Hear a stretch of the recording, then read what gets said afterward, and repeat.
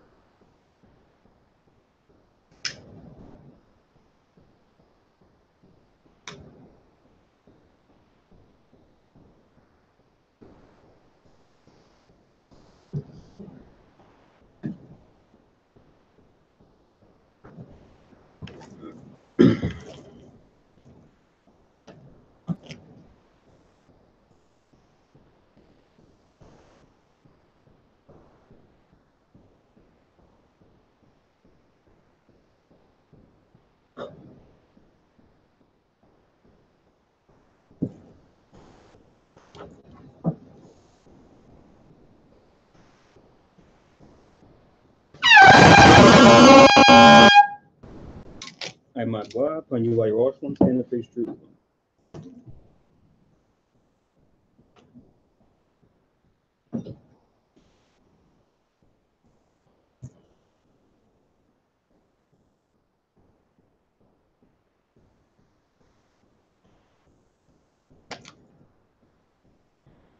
Blessing of the Sabbath.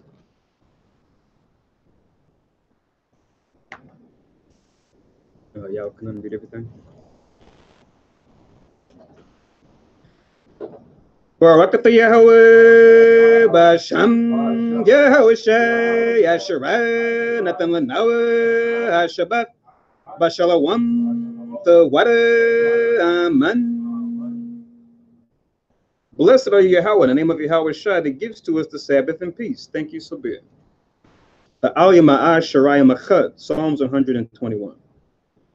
Anya Rayam Mayim Yim Yet Oh Haryam Mayan Yabawa Azariah Yabawa Mayahu Shashab Shemayam Waratza La Yanathan Lamawat Regalia Yela Yanawam Shashramarka Hana La Yanawam Wala Yashan Shashrama Yashrele Yahweh Shamaria Yahweh Tazalia Ayo Ya Yim Yim Ya Yawamam Hashamash La Hakaya Wayarak La Balayala Yahweh Yashamaria Mako Ra Yashama Napashya Yahweh Yashama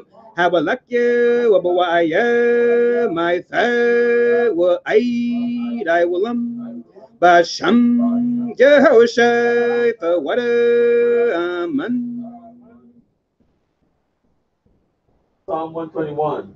I will lift up my eyes unto the hills, from whence cometh my help. My help cometh from the Lord which made heaven and earth. He will not suffer thy foot to be moved. He that keepeth thee will not slumber. Behold, he that keepeth Israel shall neither slumber nor sleep. The Lord is thy keeper. The Lord is thy shade upon thy right hand. The sun shall not smite thee by day, nor the moon by night. The Lord shall preserve thee from all evil. He shall preserve thy soul. The Lord shall preserve thy going out and thy coming in from this time forth and even forevermore. Amen. Amen. Shema Yasharala, Hero Israel. Shema Yasharala, Yahweh, Allah Yahweh, Yahweh, Echad. Shema Yasharala, Yahweh, Allah Yahweh, Yahweh, Echad. Shemai Yasharallah Yahuwah Allah Nawa Yahuwah Okay. Deuteronomy 6 and 4. Hear, O Israel, the Lord our God is one Lord. Amen. Apollah Yahweh, the Lord's Prayer. Abinawa Shabbat Shemayim Kodash Hayya Shamka Yahweh Malakwatka Taba'a Rotazawanka Hayya Aisha Baratiza Kabashamayim Natalanawa Lacham Yawam Zad Wasalakanawa Kabawatnawa Kasalaknawa Kabawat Yanawa Wala Abiyarnawa Oh Nasayawan Abo Hawashinawa Marakaya Laka Hamalakwat Wa Allah Wathaparat Why Walam Aman. Matthew 6 and 9. After this manner, therefore, pray, Our Father which art in heaven, hallowed be thy name. Thy kingdom come, thy will be done in earth as it is in heaven. Give us this day our daily bread, forgive us our debts, we forgive our debtors. And lead us not into temptation, but deliver us from evil. For thine is the kingdom, and the power, and the glory, forever. Amen. Amen. Ha'ashar Amatazawaf, 10 Commandments. La'ab, Yahayab, Lakab, Alahayim, Akharim, Alpanyat, La'ab, Thaishab, Lakab, Paso, Wala'ab, Thaibadam, La'ab, Balakwakaf, Shamweb, Yahweh, Alahayakab, Lashawab, Zakab, Af, Hayawum, Hashabath, Lakwadashwab, Kabad, Abiyakab, Wa Amakab, La'ab, Tharatazak, La'ab, Thana'ab, La'ab, Thaganab, La'ab, Thainad, Shakur, La'ab, Thachamad, Ko, Asherab, Lara'ika, Aman. Exodus 20 and 2. I am the Lord thy God, which have brought thee out of the land of Egypt, out of the house of bondage. Thou shalt have no other gods before me. Thou shalt not make unto thee any graven image, or any likeness of anything that is in the heaven above, or that is in the earth beneath, or that is in the water under the earth. Thou shalt not bow down thyself to them, nor serve them. For I, the Lord thy God, am a jealous God, visiting the iniquity of the fathers upon the children, unto the third and fourth generation of them that hate me, and showing mercy unto thousands of them that love me and keep my commandments. Thou shalt not take the name of the Lord thy God in vain, for the Lord will not hold his guilty that taketh his name in vain. Remember the Sabbath day to keep it holy. 6 days shalt thou labor and do all thy work, but the seventh day is the Sabbath of the Lord thy God. In it thou shalt not do any work, thou, nor thy son, nor thy daughter, thy manservant, nor thy maidservant, nor thy cattle, nor thy stranger that is within thy gate.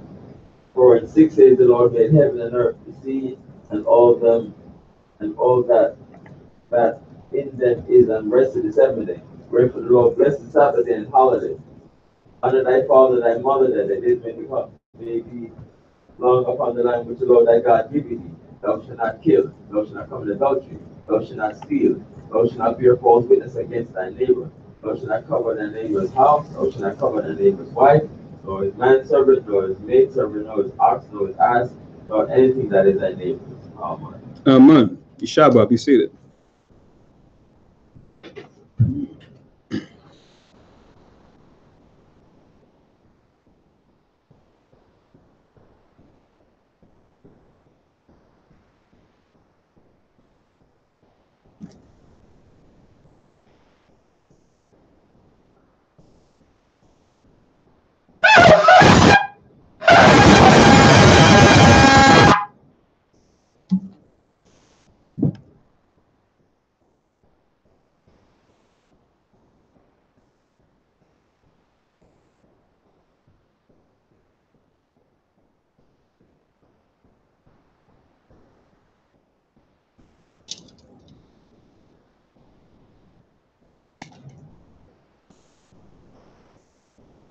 Barakateh Hawa by Shimi Hawa Shai, Asharan, Nanao, Paria Gapin, Tuara Aman.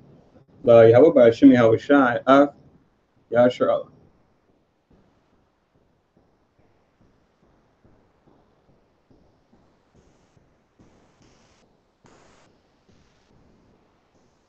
English translation. Blessed are you, Yahweh, in the name of Yahweh Shai, that gives to us the fruit of the vine. Thank you, so be it. To Yahweh, in the name of Yahweh Shai, with Israel.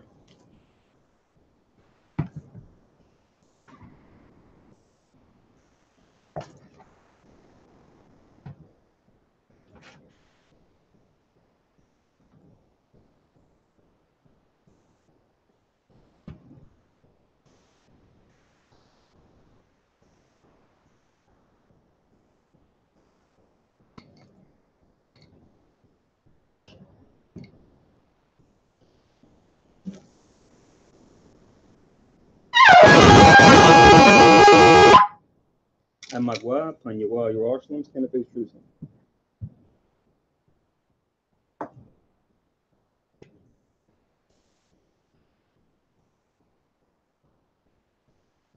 Barakatha Yahweh, Haggadah, Rakawam, Abiyah, Wanawa, Aliyawan, Malak, Shah, Shamayim, Warataza, Wako, the Barium, Kayayam, Wagam, Hamashiach, Mayahawa, Arawanawa, Habnawa, Hapalab, Yawa Aitaza, Yahawashai, Zakarnawa, Yahawa, Bartazawan, Ainka, Yashala, Zarnawa, Bana, what's up? Yashala, Oh, Nanawa, Yem Yen, Aitha, Kayawamyam, Makwadam, Babakusha, Shalak, Mike Allah, Watazwadak, Allahayim, La, Maganawa, Rapharnawa, Washamab, Ionawa, Baikor, Shalak, Haruka, Shao, Yawashai, Lanawa, Lalabadnawa, Rabium, Kakamath, Abawana, Wada Ait, Shao the Barka Basham Gehoshay the Water Thum Yad Waiwalam Maman. English translation. Blessed are you, Yahweh, the great, merciful, mighty, terrible, most high power, King of heaven and earth and all things living, and also the anointed from Yahweh, our Lord, our friend, the wonderful counselor, Yahweh Shai. Remember, Yahweh, favorably your people Israel. Help us build and gather Israel, Most High, we beg you, right now, like the days of old. Please send Mike on the righteous powers to protect us, heal us, and watch over us. Mainly send the spirit of Yahweh Shai to us, to teach us much wisdom, knowledge, and understanding of thy word. In the name of Yahweh Shai, thank you, always and forever, so be it. Repeat the Hebrew only. Blessed are you, Yahweh, in the name of Yahweh Shai, that gives to us the law. Barakatha Yahweh, Ba'ashem Yahweh Shai, Asherat, Natamanawa, Hatawarat.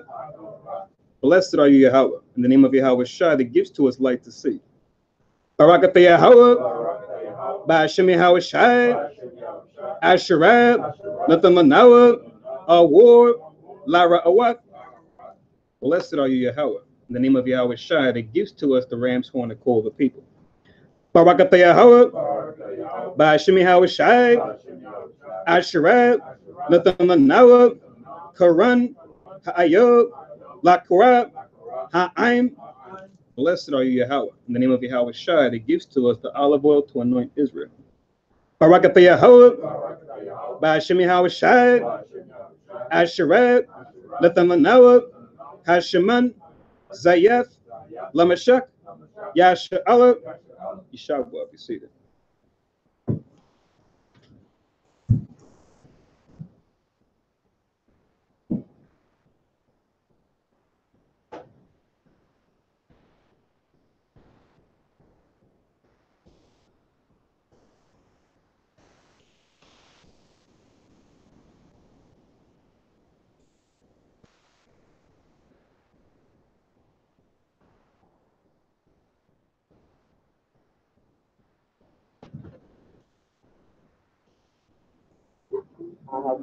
Shalom.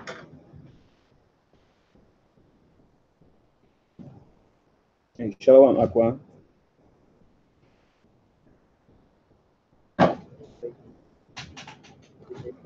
Yeah. All right, so Shalom Yashar Allah. Shalom everybody that's here in the Philly school. Shalom everybody that's watching us on live stream, and shalom everybody listening to us on teleconference. Welcome to Ha Yashar Kanas, with the Congregation of Israel. We teach that the so-called Black, Latin, Native Americans are actually the 12 tribes of Israel, once lost, now found. And that we come out of a low state, or that we fall into a low state, politically, economically, even religiously, because we broke the law of God found in the Bible given to us by Moses. And that we came out of this low state, the way we come out of this low state that we fall into, by turning back to the commandments we broke, by following Jesus Christ as our example. As it says in the scriptures, the law came by Moses, and grace and truth through Jesus Christ, or in the Hebrew, Yahushua HaMashiach. So, one way we do that is by keeping the Sabbath day holy, as we just read previously in the Sabbath prayers. One way that we do that is by going through a Sabbath service or a particular reading each Sabbath day, as the Most High gives us ability. Today's reading is going to be Mark chapter 8 and chapter 9. Once again, Mark chapter 8 and chapter 9 is going to be our reading for today. So my name is Nabiazar Babol. I had the privilege of conducting a Sabbath service this morning. So for your records, you put in your notes that today is according to the Gregorian calendar, October 27th, 2018. But according to our calendar, it's the 8th month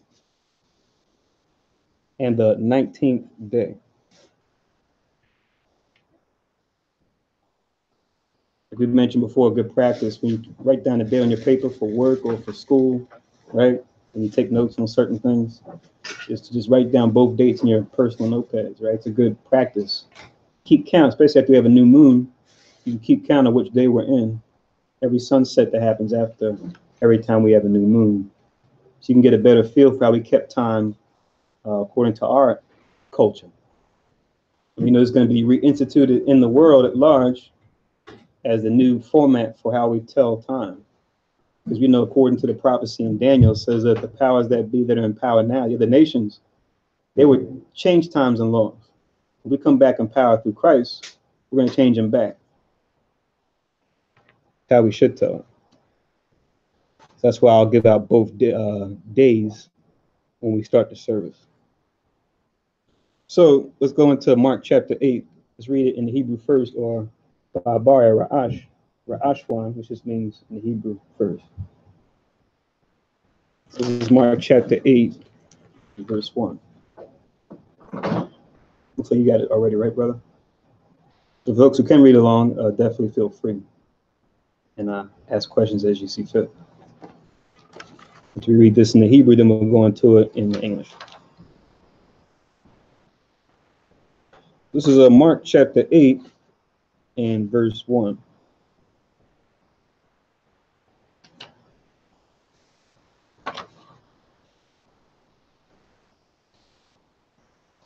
It reads, Wayahaya Wumyam Aham Bahakwa Ataz Aim Rab Wayan Laham Ma Yakowa Wayakora Yahushai O Alamayad Yawa Waya Amar O Yaham 2. Nakamawa Rakhamya Il Ha'aim Kaya Za Shalashaf Yawumyam Aimadwa Aimadya Wa Ayan Laham Lacham Lako 3. Wahaya Bashalakya Awatham Raibium La Bafyaham Yathai Lapwa Badarak, Kiya, Yash, Maham Ashara, Ba'awa, Mamara, Chak. 4. Waya Ainwa, Athwa, Falamayad, Yawa, Mayan, Yawako, Ayash, Laha, Shabayai, Ath, Oha, Pa, Bamadabar, Lakham. 5. Waya Sha'o, Awatham, Kama, Kakarwath, Lakham, Yash, Lakham, Waya Amarwa, Shabai. 6. Waya Tazawa, Af, Ha'ain, La Shabbat, La Ratazar, Waya Kwak, Af, Shabai, Kakarwath, Halacham, Waya Barak, Waya Paras, Waya Thun, Awatham, La Thalama Yadyawa, La Shawam, La Panyaham, Wayash Yamwa, La Panya Ha'ain. 7. Wayahaya, Laham, Ma'ait, Gadyam, Quatanyam, Waya Barak, Waya Amar, La Shawam, La Panyaham, Gum Af Oha. 8. Waya Kowa, Waya Shabaiwa, Waya Shawa, Man, Athapawaf Yam, Hana Watharium, Shaba'ath, Dawadim. 9. Waha Akolium, Hayawa, Ka'ara Ba'ath, Alapia, Ayash, Wea Shalacham. 10. Az, Yerad, Ba'anaya, Ain, Falama, Yad, Yawa, Waya Ba'a, O, Gala Yowaf, Dala Man, with the 11. Watha Tazawa, Wapara Washyam, Wea Kowa, Ala La Ha, Thawakak, Athwa, Wea Sha'olwa, Ma'aimwa, Awath Man Ha Shemayim, Waham, Manasyam, Athwa. 12. Wea Nak, Barakhawa, Waya Amar, Ma, Ha Dawar, Haza, Makwa, so like Mabakwash, Lawa, Owath, Aman, Amar, Anya, Lakam, Yana Thun, Awath, Ladawar, Haza. 13. Waya Izab, Awatham, Waya Rad, Ba'anaya, Salak, Waya Sham, Waya Ibad, O, Ibar, Hayam. 14. Waya Chakwa, Lakwa Kaf, Atham, Lacham, Wala'a, Hayam, Laham, Ba'anaya, Balathia, Kakar, Lacham, Akhaf. 15. Whereas Zahar, Awatham, La Amar, Ra'awa, Ha, Shamawa, Lakam, Masha'ar, Kapara, Kapara Washim, Wama Sha'ar Waha Radwas. 16. Where Tashabwa, where Amarwa, Yash O, Aihawa, Ail, Kaya, Lacham, Ayan, Tanwa. 17. Where Dai, Yahweh where Amar, Laham, Ma, Sakshabwa, Ail, Kaya, Lacham, Ayan, Lacham, Aiwad, La'a, Thashakayowa, Wala'a, Thabayanwa, Walabkam, Iwa Danwa, Matama Wa, so like Matama Tum. 18. Ayanyam Lakam, Wala'a Fara'awa, Waya Zanyam Lakam,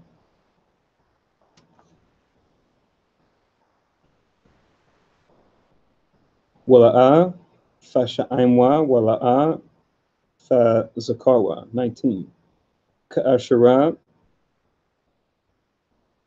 Paras Thea Af Kama Shaf Kakarwa Halakam La Kamashaf Alapya Ayash Kama Salayam Malaya Pathawathiam Nashatam Waya Amarwa Alywa Shanyam Aishara. 20. Waba Shabai La'ara Ba'aith Alapia Ayash Kamar Dawadyam Malaya Pathawathiam Shatam Waya Amarwa Olyawa Shaba'aith. 21. Waya Amar Olyaham Olyak La'a Abayanwa.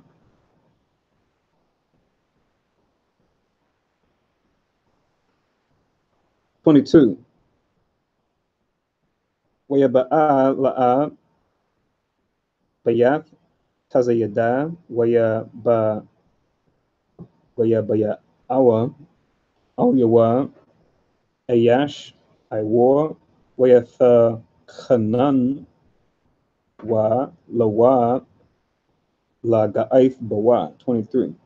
Waya Khaz Bayad Iwar Waya Wol Yakawa O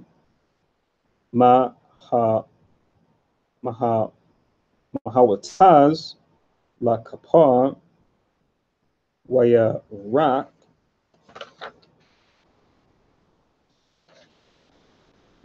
Ba'ayan Yawa Waya Sham Af Yad Yawa Il Yawa Waya Waya Lawa La Mar Hara'a Ata Dabar. 24. Waya Bat Waya Amar Ara'a Af Bunyam Hadam Kaya Matha Halakim Ka'aya Lunwath Anya Ra'aha. 25. Waya Sap La Shawam Af Yadyawa Il Ayanyawa Waya Aish Afwa La Ara Wath Aiwad Waya Rapha Waya Ra'a Hako Hayatab Aid Lama Rak Wak. 26. Waya Shala Kawa O Bayatwa La Amar O Saba'a Bathawak Ha'a Haka Par Wa O Fadabar La Yash Bahapar. 27. Waya Taza Yahawashai Wafalama Yad Yawa Lala. Kaf O Kaparya Kwaya Sar Yan Sho Payo Pawas Wa Yahya Badarak Waya Sha'o Af Kalamayad Yawa Ya Mar O Yaham Ma Amar Yam Ayolya Ha'anashim Maya Anya 28 Ha'ainwa Waya Amarwa Yawachanan Wa Mataba'o Wayash Amaryam Olyaham Olyawa Wa Karyam Amaryam Akhad Man Hanaba Yayam 29 where Sha'ol Atham La Amar Wa Atham Ma Ka Amar Wa Ayolya Maya Anya Waya Ain Patarwas Waya Amar Ol Yawak Afa Hawa'a Hamashiyak 30 Waya Tazawa Atham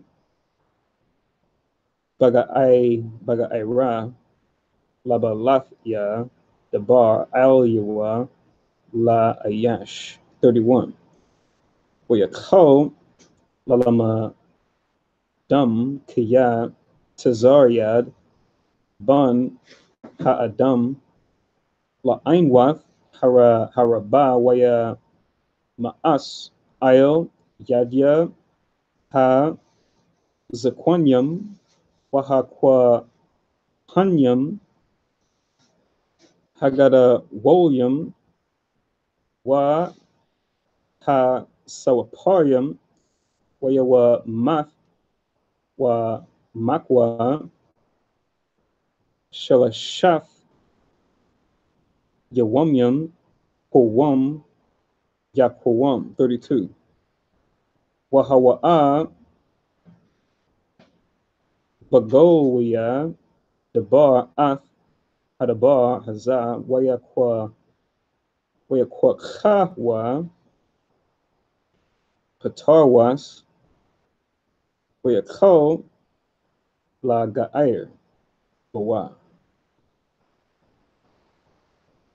33 Wayapun Akaryawa Wayabat Ath Kalamayad Yawa Wayaga'ir Bapa Tarwas La Mar Sawar Ma'ayo Panya Hashatan Kiya Ayan Labka Lada Barya Alahayam Kiya Lada Barya Adam 34 Waya Kora O Ha'aim Wa O Talamayad Yawa Waya Amar Al Yaham Akaptaz Lalakaf Akharya Yakhash Ba Napashwa Wayasha Af Tazalabwa Wayalak Akharya 35 Kiya Ko Asharam Yakhapataz La Yawashiyai Af Napashwa Tha Abad Nabashwa Mamanwa Wako Ashara Tharabad Lawa Napashwa Lama Ainya Walama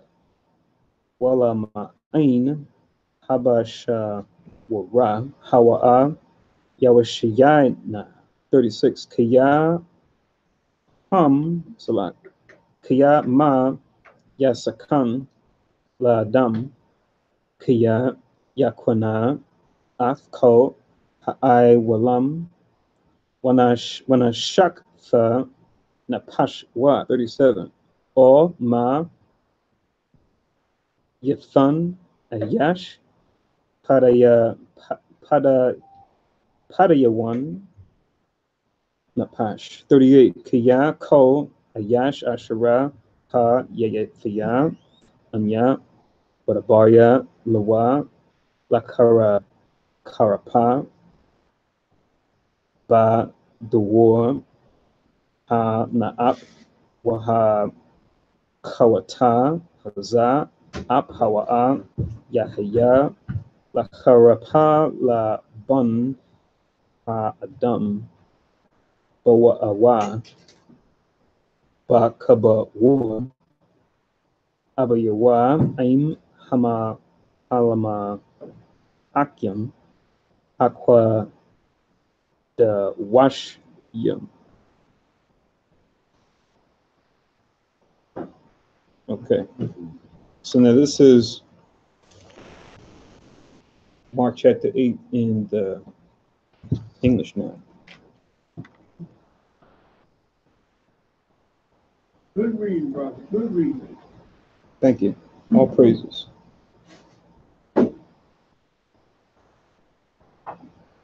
So this is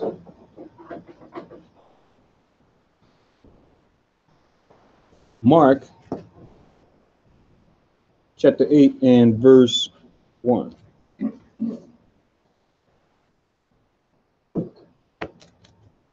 Make sure you have your pen and pad ready, because not so much that it's going to be a lot, but I'm just going to make just connections to other gospels and other scriptures that echo just the events that we're going to read. Because we know that there's such a thing as what they call the harmony of the gospels, right?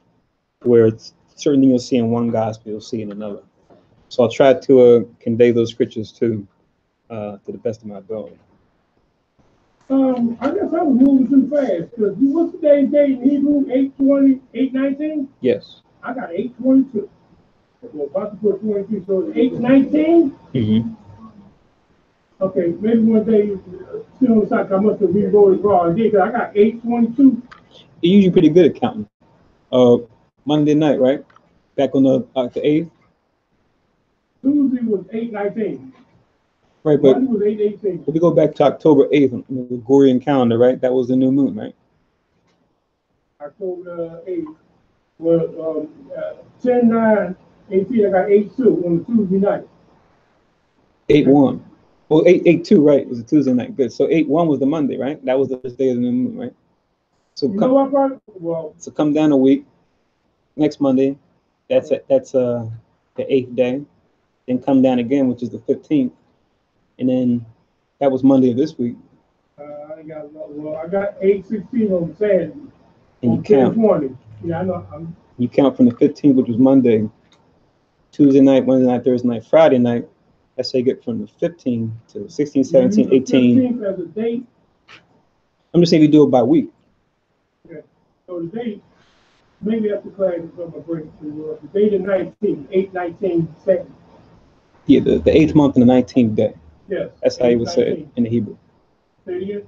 The 8th month and the 19th day. The 8th month and the 19th day. If you count from this Monday just passed, was the middle of the month, because 2 weeks are gone by since the new moon.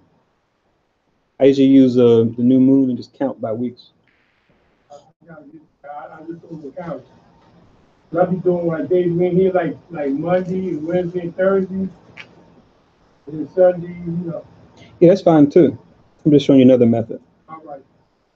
Thanks. Mm-hmm. So Mark chapter 8 and verse 1, it says, in those days, the multitude being very great and having nothing to eat, Jesus called his disciples to him and said unto them. So we see the people here are gathering before Christ. It says they had nothing to eat. Now, you know, here it's talking about them being hungry physically. But Christ is going to convey that double meaning as we read on about feeding the people, not only physically, but spiritually, and what that means. It says in verse 2, I have compassion on the multitude, because they have now been with me 3 days and have nothing to eat.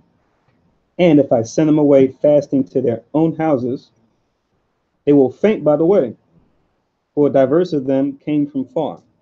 So many brothers and sisters from all over coming to hear the teachings of Christ at this time. And it says much time has gone by before they've been nourished. They had anything to eat. You know, when you travel and if your resources are meager, right? It'd be tough, even for like a soldier, right?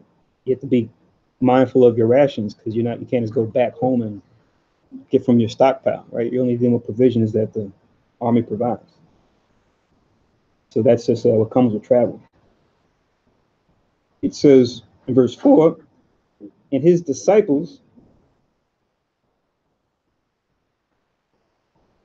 answered him, from whence can a man satisfy these men with bread here in the wilderness? Right? So them looking at this, they're saying to themselves, I see a hand. They're saying to themselves, man, we're out here in the wilderness. How can we nourish all these people? They followed us and they don't have anything, like that to our names and can't even carry as much as they could possibly need, as we're going to see how many folks are out there with them. Right. It says in verse 5, and he asked them, how many loaves have you? And they said, 7. It says in verse 6, and he commanded the people to sit down on the ground. And he took the 7 loaves and gave thanks, and gave to the disciples to set before them. And they did set them before the people. And they had a few small fishes. And he blessed them and commanded to set them also before them. Right? So similar to what we read previously in Mark, right? So we see this happening a second time, right? As far as the Heavenly Father, he's going to, through Christ, he's going to wrought a miracle through his Son, right? And we might believe.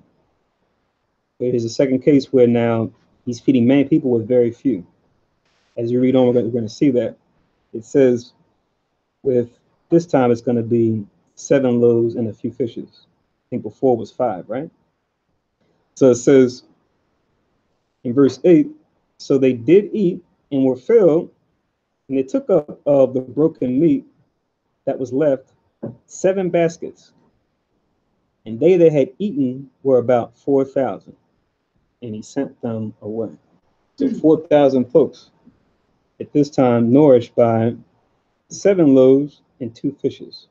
But we know what the Most High is doing. He's doing a miracle where we know through the power of the Spirit, he can affect the physical and cause what we will call miracles to happen, things that will go against the laws of nature, right? I see your hand. So to link with this this whole section here from 1 to 9, just write this down. And then I think I'll acquire this hand first, then brothers can say your piece. To link with 1 to 9, is this section. You can link it also with Matthew. We read this already in the previous Sabbath services. Matthew chapter 15.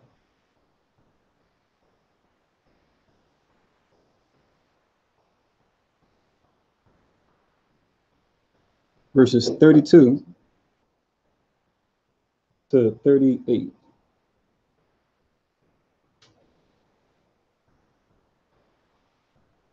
Matthew 15, 32 to 38.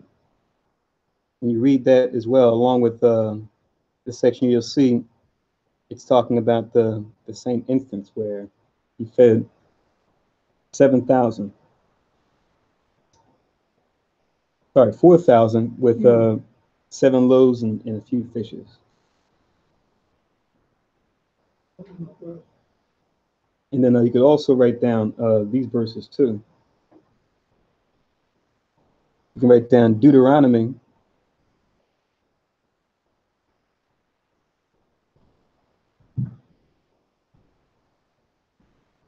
chapter 8, verse 2 and 3.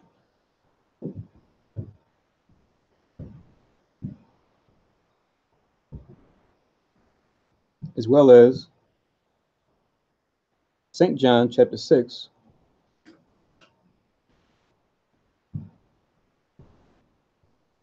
verses 26 and 27.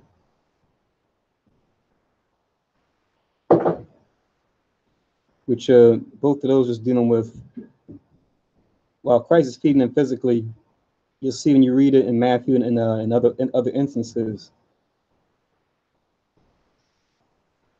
This was supposed to also teach them symbolically that we eat or we're nourished through Christ. Christ is that bread of life, right? He's that nourishment that nourishes us back to life spiritually. We know without the spirit, the flesh cannot be. The flesh cannot persist. Because if our spirit leaves our body goes back to the dust, right?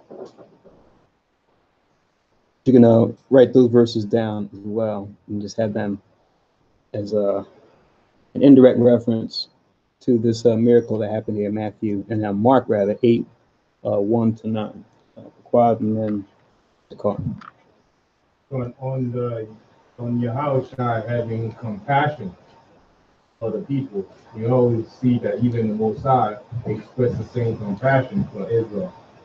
And you can write down Judges 2 and 18. Also Judges chapter 10 and 16. About the book, Yahushua having compassion on the multitude.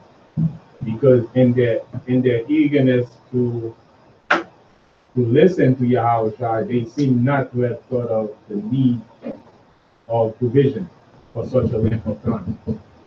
Right? So that's how 3 days they've been with him. They've been listening to Yahushua, and they seem to not have thought of the need of provision.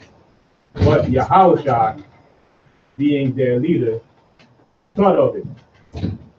So even though they were so eager to listen to Yahushua and not have, thinking about food, but Yahushua himself, he thought of them.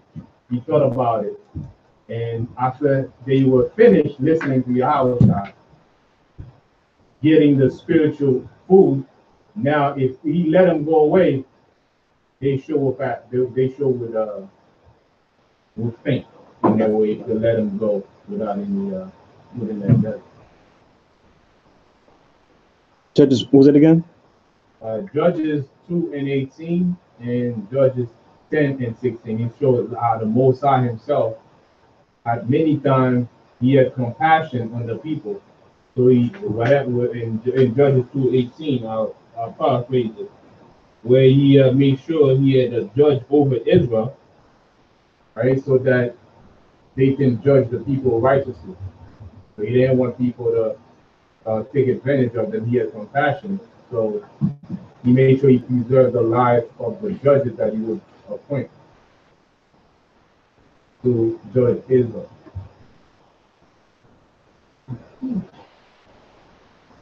So compassion is a characteristic that the Most High shows, as well as Yahushua also exemplified by not letting the people go hungry.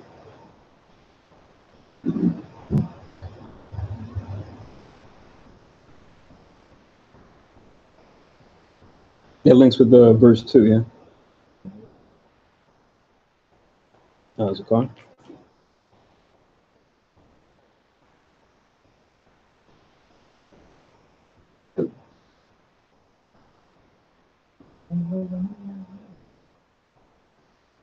You something you want to bring out, or? No, this is, I think, well, I'm going to read it. It's 7, let me see, verse 5, and they said 7, how many loaves they had? So I'll just read it myself about the loaves of bread and a few fish. That's all.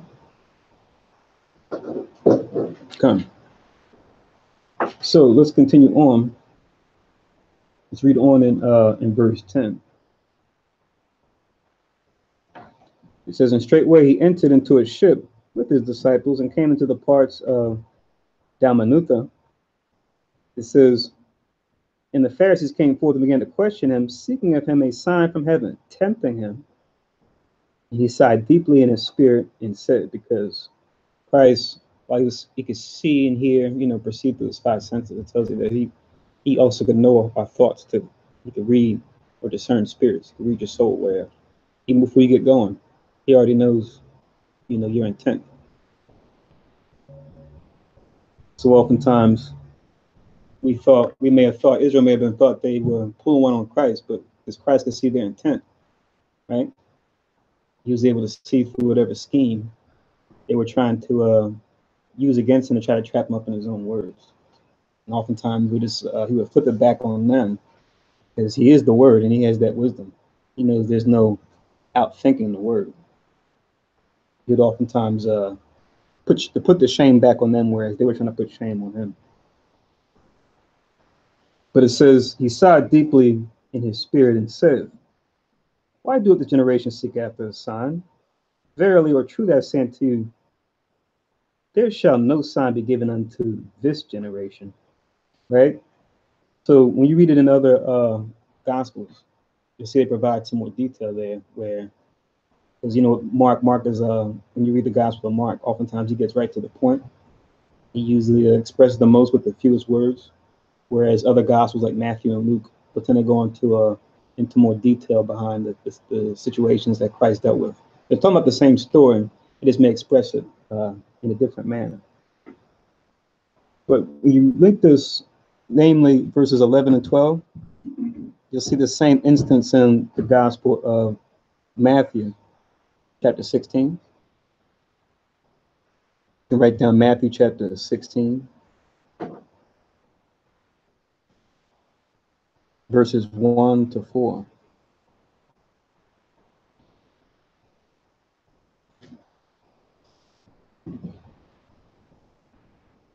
And there, he pulls an example of something that the Pharisees would use as a sign, right? Because they're trying to request a sign for him to prove, are you really a prophet? Are you really supposed to be the son of God, or Elias, or this notable one, right?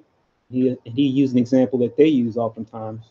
He said, yeah, you guys say that when there's a red sky, that it shall be, fair weather today, like for sailors. I think the expression goes, red sky in the morning, sailor's mourning, like crying. Red sky at night, sailor's delight. I think it's something like that. Pretty much they would look at certain where the sky was and where the sun would set and the clouds and the climate and whatnot. They would use that as a means to know whether or not it was a good day to sail for travel or for fishing or whatever it was. So he brought this up to them, how they make a big deal out of that sign. But then he tells them, but now evil and adulterous generation seek after a sign, right? And he said, no sign shall be given it, but the sign of the prophet Jonas, right? In some gospels, it just mentions the sign of the prophet Jonas. Other ones, it goes into why he even said that. Because with the sign of the prophet Jonas, you have what? Just like in times past, you have it now. People will request a sign, right? You're supposed to be a guy, you're supposed to be teaching the truth, and show me a sign, show me some big spectacle that you're of God.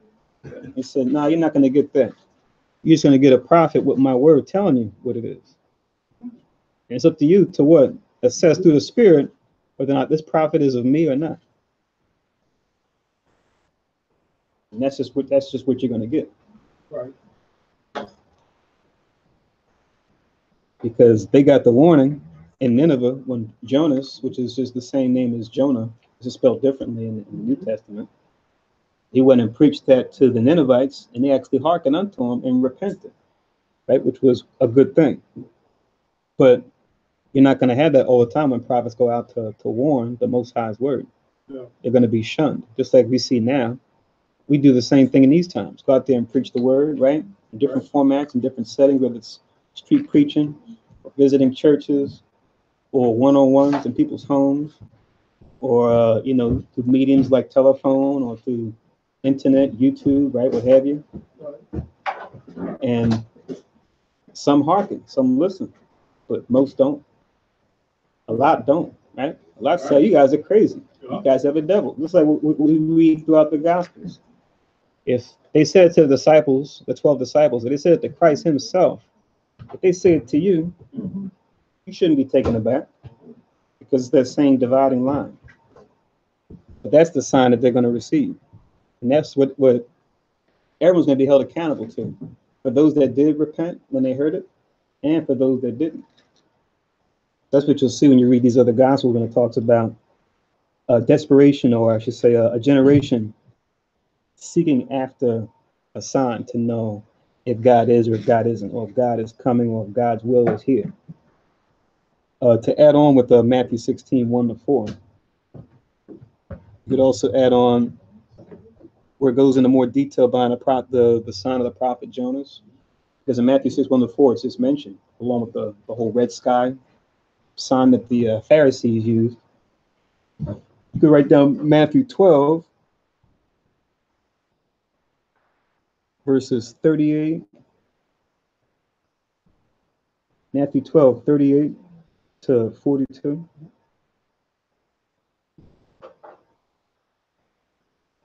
Matthew chapter 12, verses 38 to 42.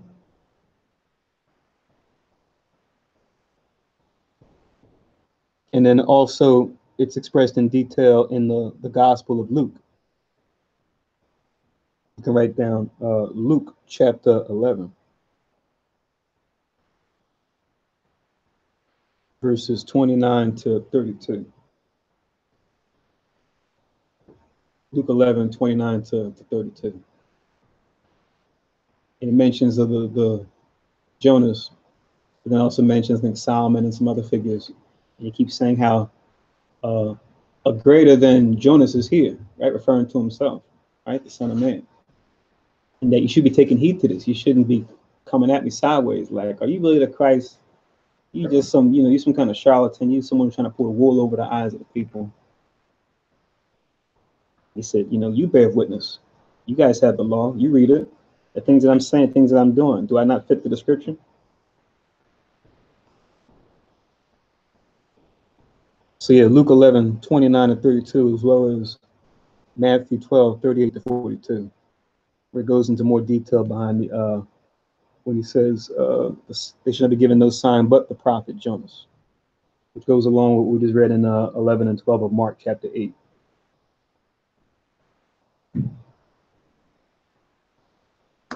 So bring it to now, we got this.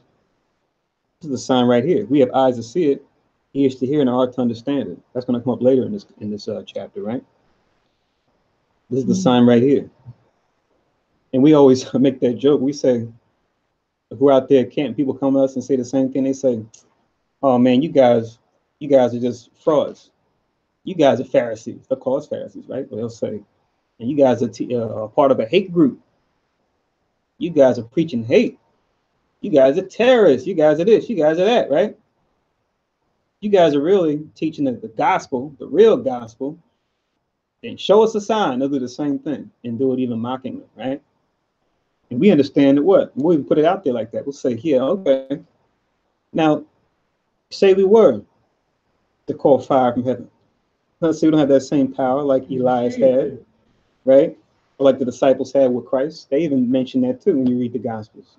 Let us call fire from heaven to consume them. Well, they asked Christ if they could, right? Because they knew they had the power because they were dealing with the same spirit. You read it throughout the Gospels, yeah. But then what Christ told them was like, hold on now. While we can do that, that's not why we're here now. I'm not here now to destroy lives. I'm here to save lives, right? For people to be given a chance to hear it, right? To process it and to hopefully repent in the end. If you know it's not everyone's not going to, at least they need to hear the warning or take heed to the warning. But to bring it back to now, if people ask us to do the same thing now, perform some kind of trick, show us that, we have the true and living God, right? Because there's all these religions. How is it you guys are the only ones with the answers? We'll say, okay, if we were to call fire from heaven right now, it will fall right down here at the camp. Or cause the sky to cloud up. Because of your heart of unbelief of what we're bringing out in the scriptures, not me here, flesh and blood, but because of my intent, because of the spirit behind me, you would have a reason, you would have a way to explain it away anyway. You would say, oh, no, that wasn't because you said it. It was because they did a study in meteorology and they found that there was a meteor shower that happened that afternoon.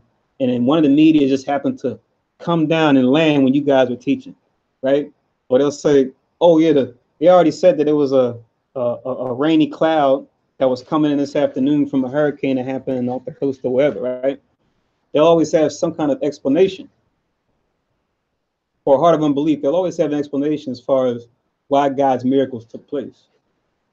Whether it's happening as far as what we read in history, or it's happening before their very eyes. How do we know this? Because they did the same thing to Christ. Christ was right there doing miracles, healing the sick, right? Restoring sight to the blind, you're going to read. And they said, oh, he did that through Beelzebub. He did that through a devil. He did that through the prince of devils. So an unbelieving heart, or heart of unbelief, when it comes to what the scriptures are actually saying, they're always going to have an excuse. So a person who asks that, they're not really serious. They're not really serious and really wanting to know what his word is talking about, and therefore repenting, getting right, and trying to align themselves with God's wisdom. And the sign's not going to change that. That's what Christ is trying to convey to us here. And it's true. Just as it was then, it's just as true now. Right. So that's the point. And then you add one more before we read on in verse 13. Mm-hmm. This one's kind of funny too. You could add 1 Corinthians chapter 1 and verse 22. 1 Corinthians chapter 1 and verse 22, which tells you that the Jews require a sign, but the Greeks seek after wisdom. The Greeks do what? Seek after wisdom. The Greeks seek after wisdom. But it says that the Jews require a sign. It's going into the mind state of our people versus the Greeks at that time, which is, let us say, none of us had that mind state too, but with the Greeks, they were like how you see now and today where science is very popular. Mm-hmm. They'll study the natural world, try to understand the ins and outs behind the physical world, right? Different properties behind, physics, chemistry, biology, right? Meteorology, other types of science, right? But now we always had that through past empires, even our empire. We had that knowledge of science, right? But we knew that it all came from the Most High, and what mattered most was believing on the Most High and applying those fruits of the Spirit. Like Kram was talking about earlier about compassion. These things supersede that knowledge of the physical world, right? Well, that's all well and good. It's all about how you treat one another, treat the things that the Most High blessed you with. That's what it really comes down to. That's what's most important. But with the Greeks, like I said, they'll seek out different things, understanding the mechanics behind the physical things. Whereas with the Jews, by habit, we're just like, oh, show us a sign, We see that spirit even with us now today, where many of our people of different tribes are deceived by charlatans who will claim to be of God or of some righteous spirit, do certain things, and people will be taken away, not realizing the doctrine that they're teaching. But not this. Or sometimes they do realize, can care less, because the doctrine they're teaching is what they want to hear. Remember, blindness or rebelliousness. Anytime someone hears the word of our people and they don't repent and get right, it's either due to they're just blind, they can't see it, or they can see it and they're rebelling against it because of one temptation or another. Let's go back to Mark. Let's continue on. Let's read on in verse 13. What? You said a charlatan? Charlatan, right. That's like someone who's like a fraud.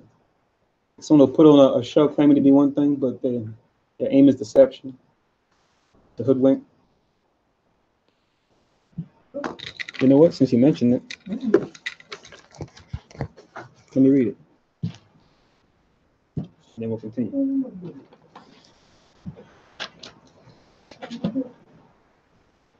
This is charlatan in the American Heritage Dictionary. Okay.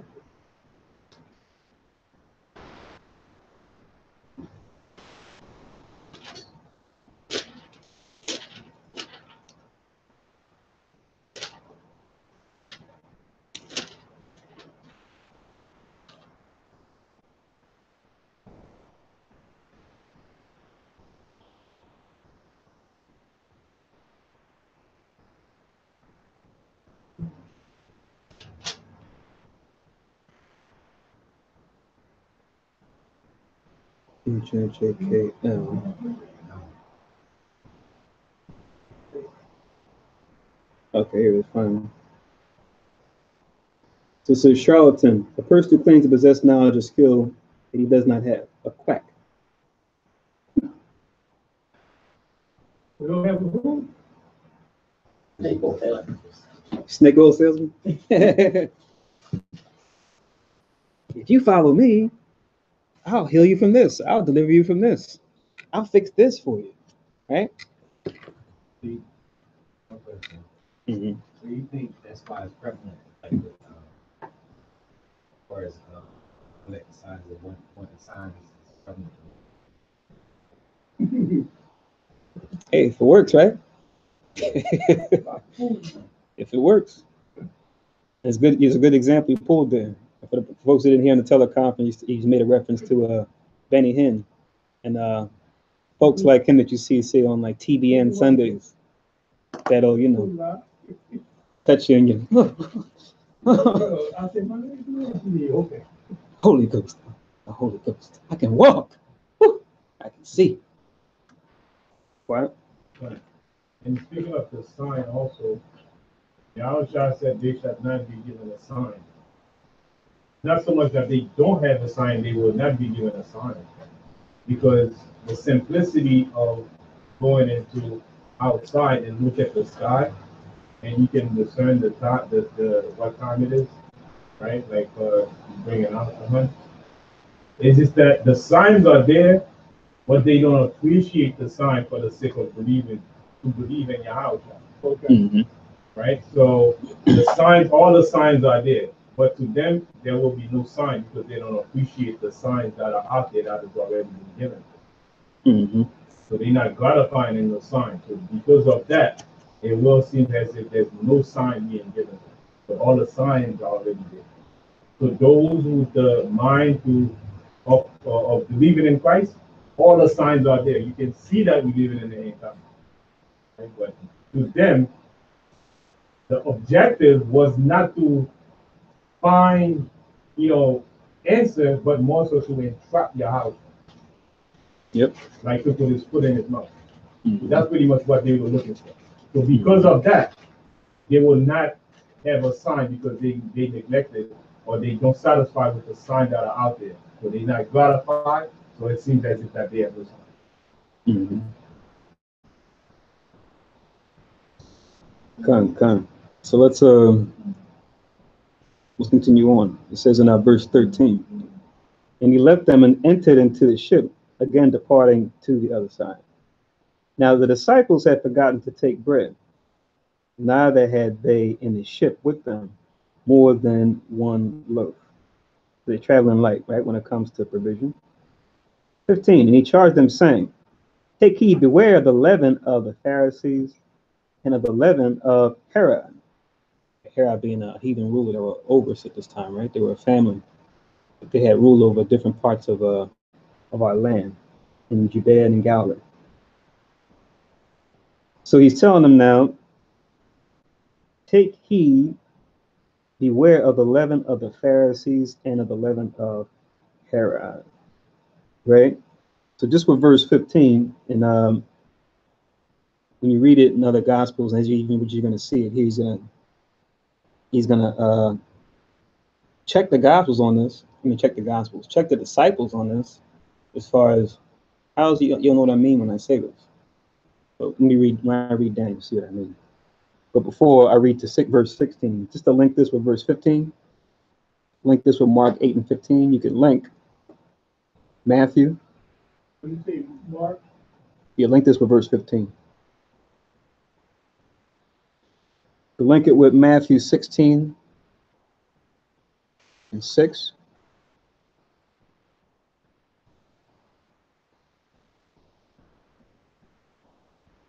Also, you can link it with the same chapter, verses 11 and 12. The whole chapter is good, but I just want to focus on the key verses where he's talking about what this leaven actually represents. And that, as you're going to see, they're taking what he's saying at face value, literally. Oh, he's talking about the actual bread that they possess, right? Or the bread that they may sell for, that they may possess, that they may sell in the market or what have you. But when you read these scriptures, he's going to tell them, no, this is what I mean when I say this. I'm not talking about literal leaven, like he would when you're doing Passover. I'm talking about something else. So Matthew chapter 16 and verse 6, kind of like when we talked about before, where Christ told them, Lazarus sleepeth, right? Yeah. See, they didn't catch it. They were like, you know, what are you talking about? Okay, we'll wake him up, no problem. And he's like, Lazarus is dead. Just so he said plainly, like, because you realize they didn't catch what his meaning by it. Mary, who said that? Christ. I thought he asked Mary was one of them, where's Lazarus? And she said he's dead. He said, no, he's asleep, let me wake him up.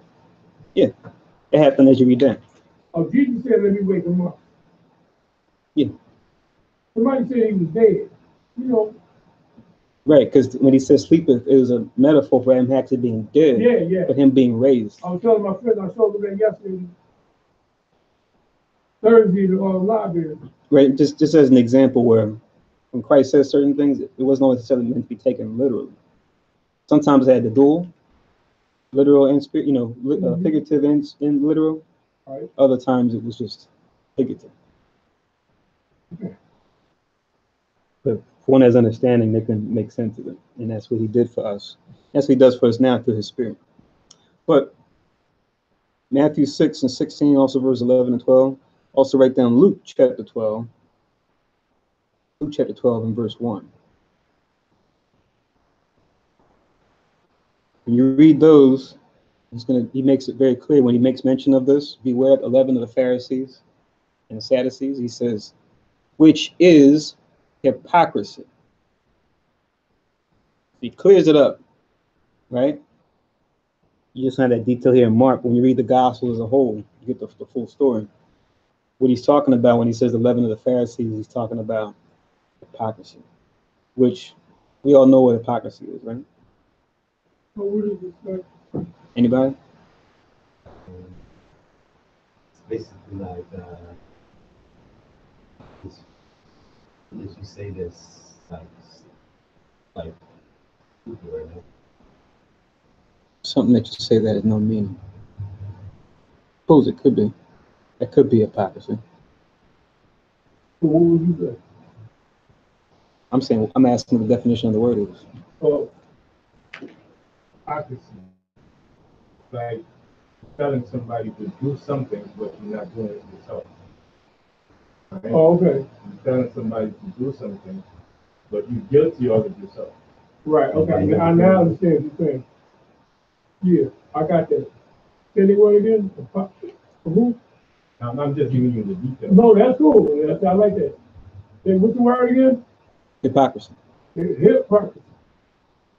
Yeah. You're telling people to do something that you won't do yourself. You won't do yourself. You won't even do it, but you won't get me to do it. Right. Or you criticize somebody and you're guilty of it, doing the same thing you do. I got that. Okay. Come. Because we learn the truth. You know, that's as we teach more and more, that's a gradual thing that helps us, right? Because if we're out there teaching and we ourselves haven't repented, now it's like a thorn. It's like, oh man, I can't. How can I even do this when I'm not gonna do it myself? So for the thing that you are doing right, you can teach those things. The things you're still working on, you better have compassion for your brother. You better not be blasting brothers and sisters. How dare you do that on the Sabbath? You say, hey, brother, sister, listen, I'm still dealing with that. Let me give you some pointers, things that work for me. That's your approach you should have. Or I used to have that issue so many years ago. Here's how I overcame it. Maybe that can work for you. You know, as opposed to, yeah, you stay doing that, you're gonna be destroyed. Most High's gonna kill you when he comes. You know, when he sends his son back, and then you're that same person.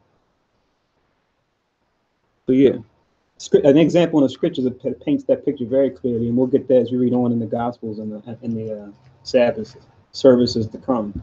Is the woman who was called out for adultery? What did Christ do? That famous scene. Even the so-called Christians always show that scene. They always have it in movies, right? Where Christ draws a line in the ground, right? But he is without sin, cast the first stone at her. And all just dropped their stones and walked off. That's hypocrisy. Like that scene illustrates hypocrisy on their part. You understand? See, those verses make it clear what this leaven is talking about.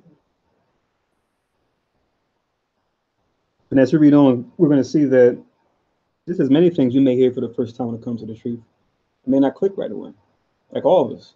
I don't know about you guys, but I know I have stories where I've seen the truth, right, in some shape or some form, right, but it wasn't my time to really understand it, right. And I kind of saw it, took note of it, but it's like, okay, I'm not sure what's going on here. I kept on going about my daily life in the world. And then later on, it was my time to see it. As I'm learning more and more, I'm reflecting back on, well, how come I didn't see this before? And you think back on times when you were in the world where someone may have came to you, might have saw a TV program or saw a book or saw something. You were like, oh my God, I was listening to that song or reading that book or saw those brothers. He was telling me what it was, but I couldn't see it then. It didn't make sense to me. Now I can see it clearly. The rain is done. Right, it was cloudy, right? It's hazy at first. Now it's dissipated. Now it's clear. I can see. You know that was a song, right? Mm-hmm. That's still there right now today. Yeah. I'm grown. Absolutely. And as we're going to read here, as we read throughout the Gospels, you'll see the disciples, they don't always get everything right away, just like us. We're those same disciples now, right, trying to make sense of this, what it means to follow Christ. So, verse 16, it says, and they reasoned among themselves, saying, it is because we have no bread. And sometimes it's not even a matter of just not having the capability to understand. It should be made understand what somebody means when they say something. Like when they say a certain thing, it may be meant in another way. But unless the person tells you or says, look, when I said I meant it like this, you're just still not in the know. So sometimes it's a block, you can't see. Other times it's just you just need more clarification. Right? Because many things can be taken out of context, right? As we see even today, especially with the social media, texting, and with things written, while they can convey meaning, the what is there, but the how they wrote it, why they wrote it, sometimes it's tough. You really need to see that person, see their face when they're telling you to really get the fullness of what they're trying to say sometimes. Things when you read them, they can be misconstrued. But they think that he's talking about literal bread, the bread that they have, physical bread. 17. And when Jesus knew it, he said unto them, why reason ye because ye had no bread? Perceive ye not yet, neither understand? Have ye your heart hardened? Having eyes see ye not, and having ears hear ye not? Do ye not remember? Right? So he's asking questions, but those of us that read, we know he's just echoing the scriptures written aforetime. Like the verse says, things written aforetime written for our learning. This is prophesied that this was something that Israel will undergo. We will what? Have eyes that see but don't see. We can physically see, spiritually we can't see the truth. We would have ears, we can hear stuff, right? Hear all types of sounds, right? Music, talking, but not be able to perceive the truth when we hear. Have a heart or a mind to understand things when it comes to the truth. Can't receive it, right? So to link with verses 17 and 18, let me just write these down.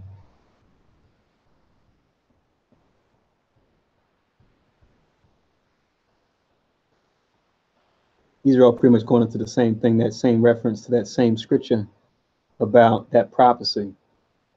Having eyes that don't see, ears that don't hear, a heart that doesn't understand. You can just write down Deuteronomy 29 and verse 4. Deuteronomy 29 and 4, which is actually I see your hand. It's actually the opposite. This is actually in Deuteronomy 29 and 4, it's saying that the Most High will give us eyes that see, ears to hear, and a heart to understand his word. Deuteronomy 29 and 4. But now the main one that he's really referring to here when he says this to them, as far as his language, this comes from Isaiah chapter 6, verses 9 and 10. Isaiah chapter 6, verses 9 and 10.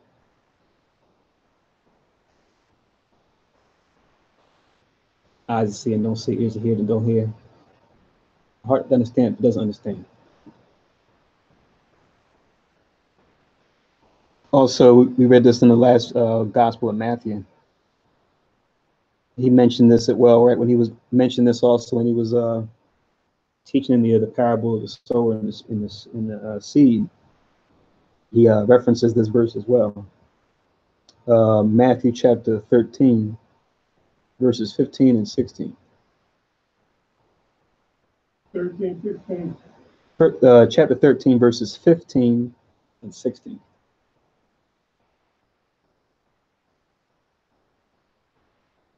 And then two more, where these verses are referred to by other disciples. You can write down Acts chapter 28,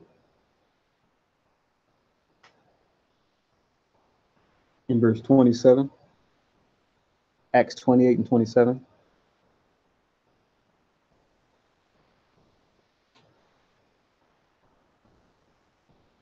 And Romans 11 and 8. Romans 11 and 8 also.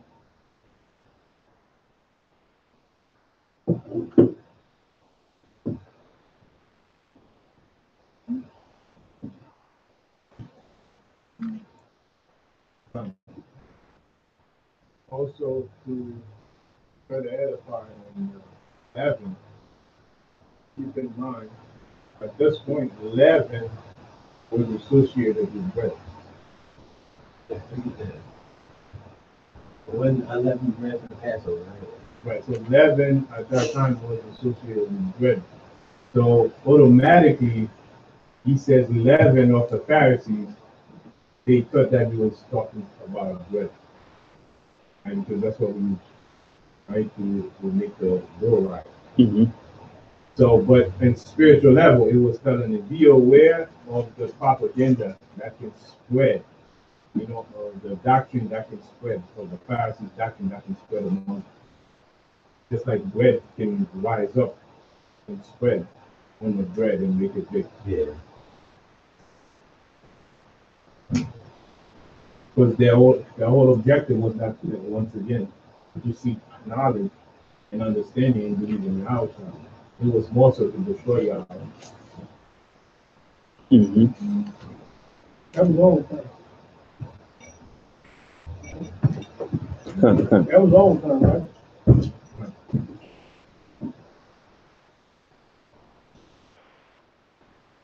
Yeah, Matthew 23, 23rd chapter. I mean, the whole chapter is good to read, but This is good for 16, 17.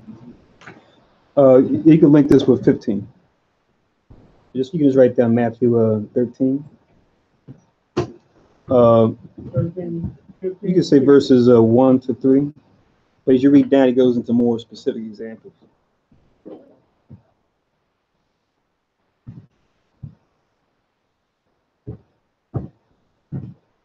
And this, I think this illustrates the hypocrisy as well. Since Khan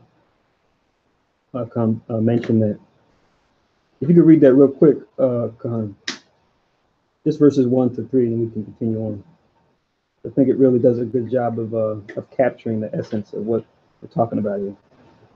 This is Matthew 23. Yeah, he's just going to read 1 to 3. You want me to read it? Mm-hmm. You want me to read it? Come. Yeah, 23.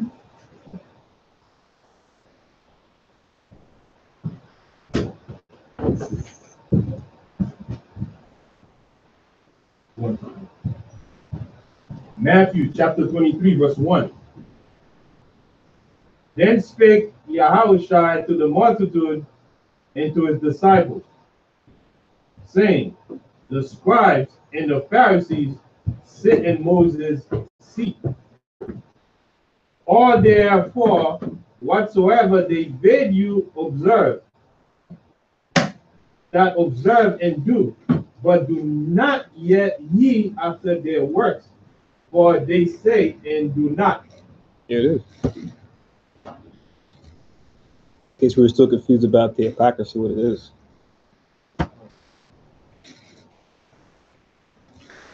Pretty much sums it up.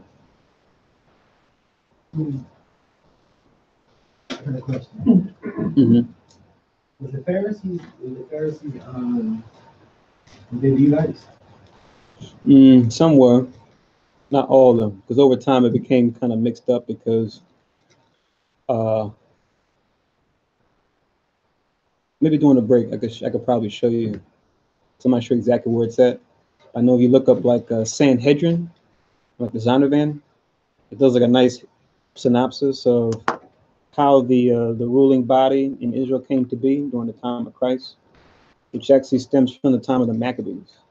Because from the time of the Maccabees, they called it the Hasmonean dynasty. It was Judas and his brother Simon and Jonathan, right? The sons of Mattathias. They became like the ruling body, right, as priests. But then their sons that came after them, they weren't righteous like them, and they kind of took on the model of like king. I forget which one it was. It wasn't Hyrcanus. It wasn't Simon's son, but I think it was another one. I think it came after. And some corruption kind of seeped in a little bit, mixed with what they were doing that was right.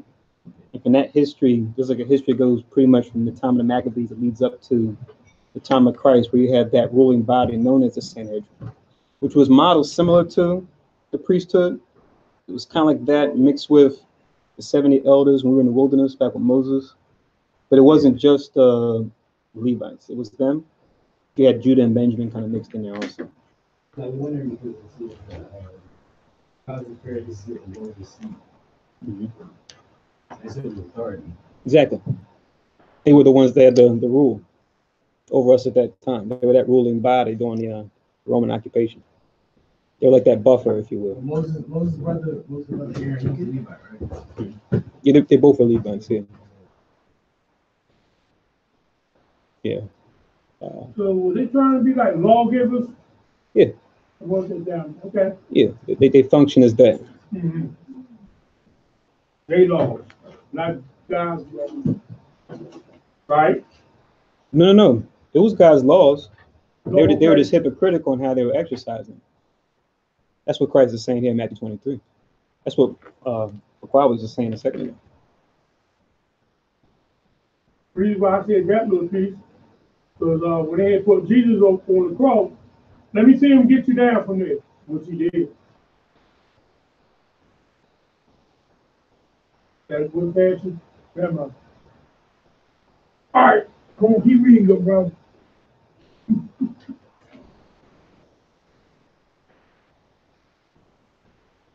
You talking about the Romans mocking him? You talking about the Pharisees mocking him? Well, the Pharisees said, let me see him get you from up there.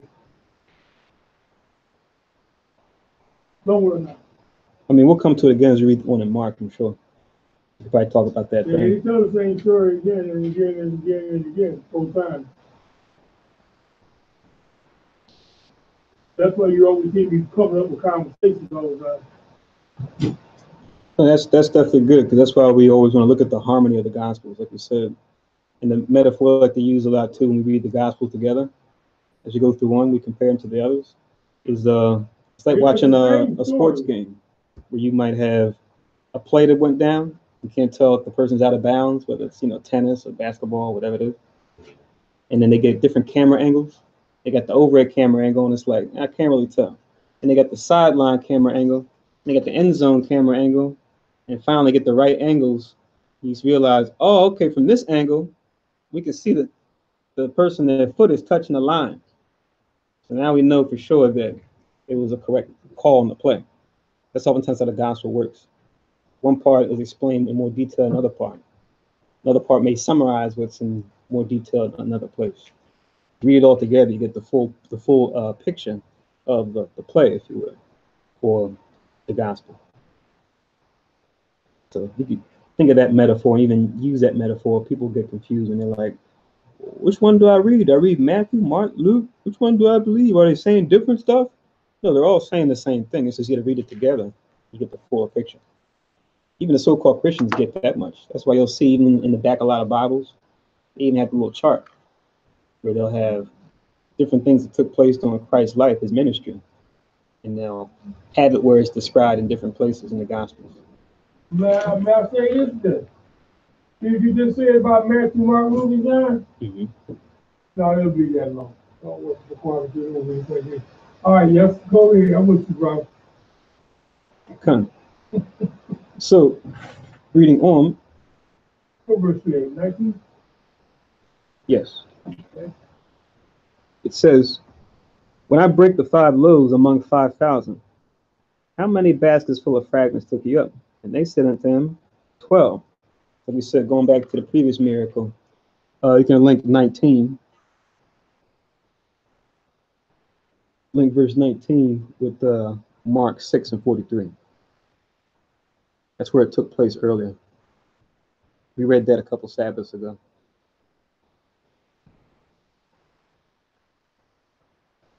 So Mark 8 and 19 points back to Mark 6 and 43.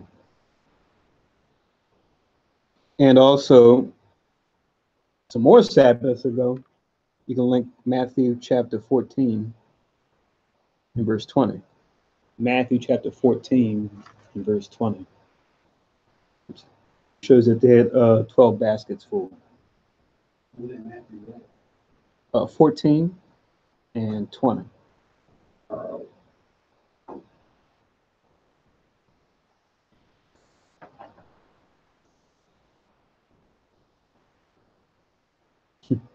So Christ is using things they did, right? Situations, right? Citing back to things that he did as far as miracles and saying, kind of see if they get the underlying meaning behind what he meant.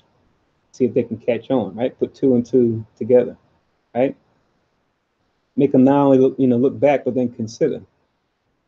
There's more to why I did that miracle. Think about it, right? Consider it. Are you seeing it? Right? Verse 20.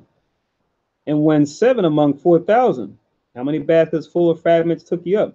And they said 7. So for 8 and 20, you just read this, right?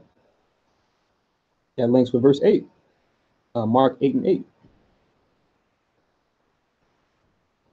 Where it says they had 7 baskets full. What links with verse 8.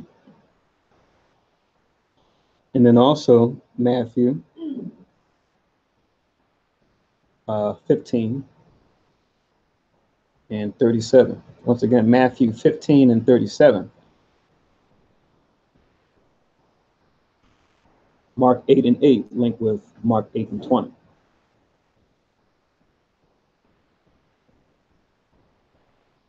And in 21, back to Mark 8:21, the next verse. He said to them, how is it that ye do not understand? Right? Because like we quoted the verses earlier about living by the bread of life, right? That Christ is that bread of life, to believe on him, right? That's the bread beyond the physical bread that you eat to nourish yourself. So it's like, didn't you really see that while I was physically nourishing them, what I was really showing them is that I'm the one that nourishes, really. It's the spirit, right? Yeah, we did it physically just to show the power of God, but ultimately it's the word of God that makes you alive, right?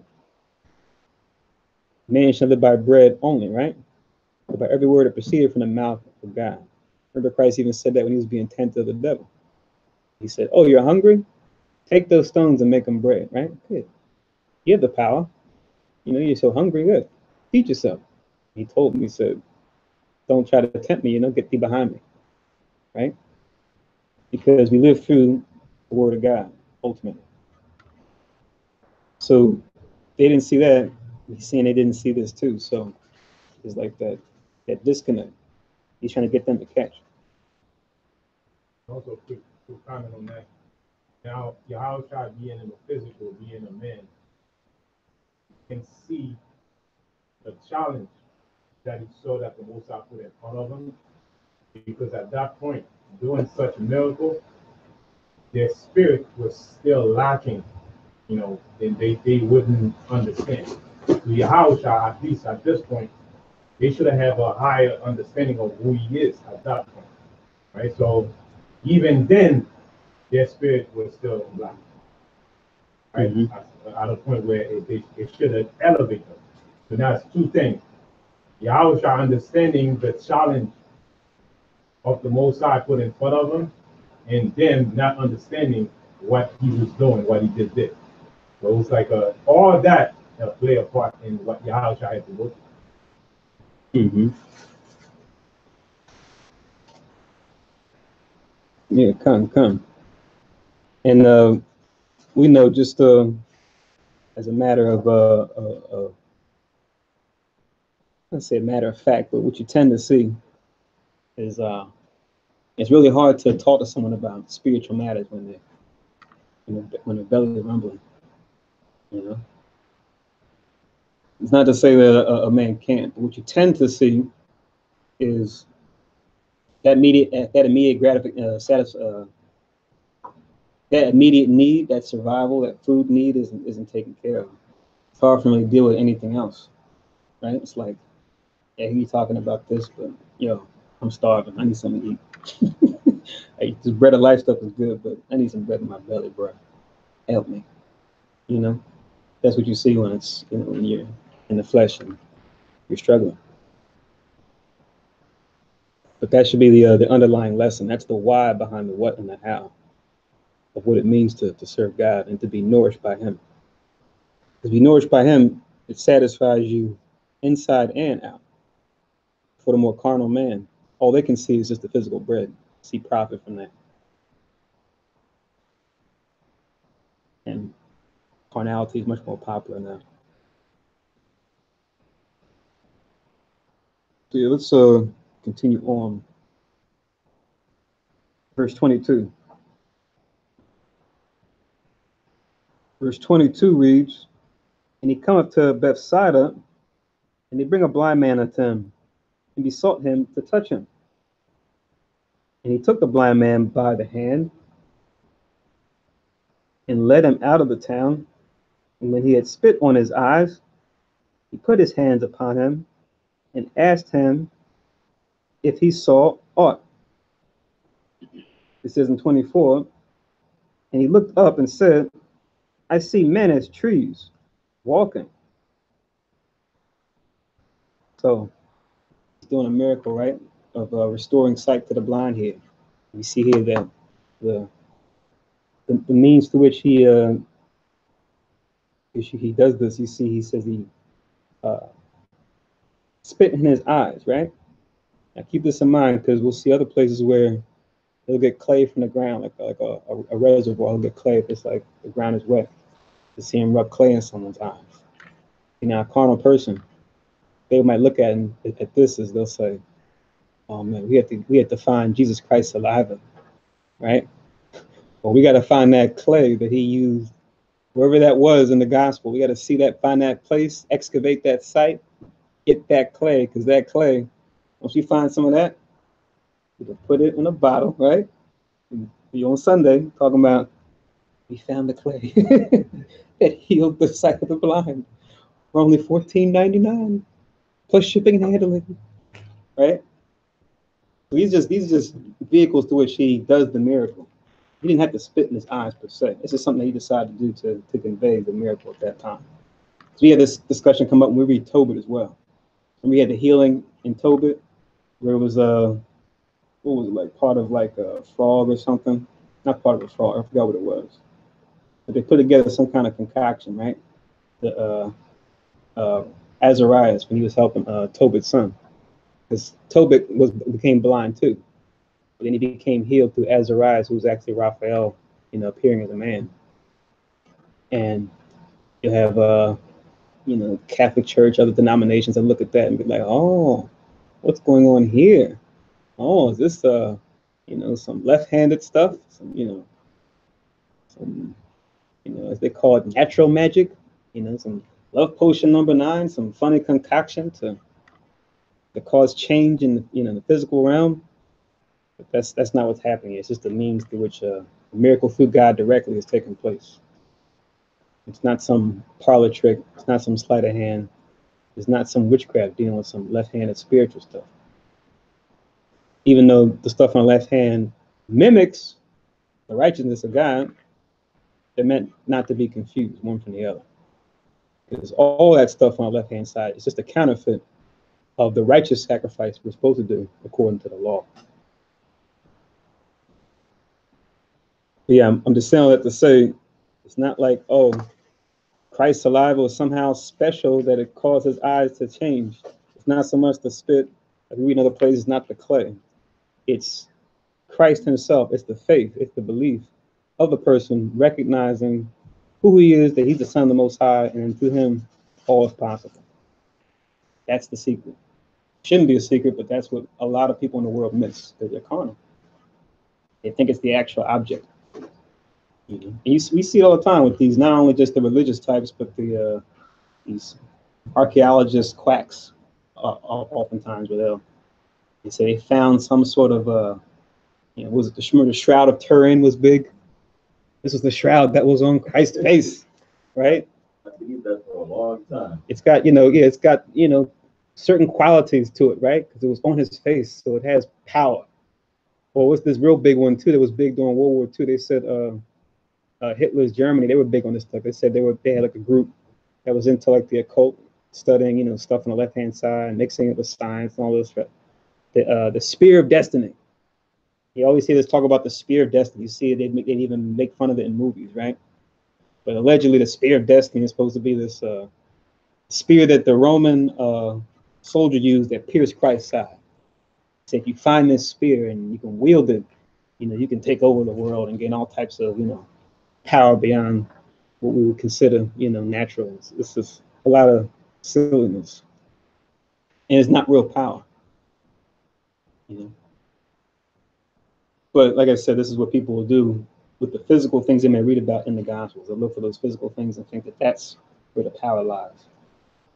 But it's not those things. It's the belief in Christ, the true Christ, and that through him, by way of the Most High, all things are possible. That's how this is happening. I can't express that anymore. I can't express that enough, rather. Real quick. Come. Yeah, like you were saying something. What we do in righteousness, they do in wickedness. Mm-hmm. For example, Hebrews 9:22. It says, almost all things are by the law purged with blood, and without shedding of blood is no remission. So, what they do on the left hand side, they would have the blood and they would drink it. Mm-hmm. That's in wickedness. We don't eat blood and fat. Right, we pour it out. Mm-hmm. Because that was Hebrews 9:22. Yeah. It's a link with the. Let me finish 25 and I'll link the verses.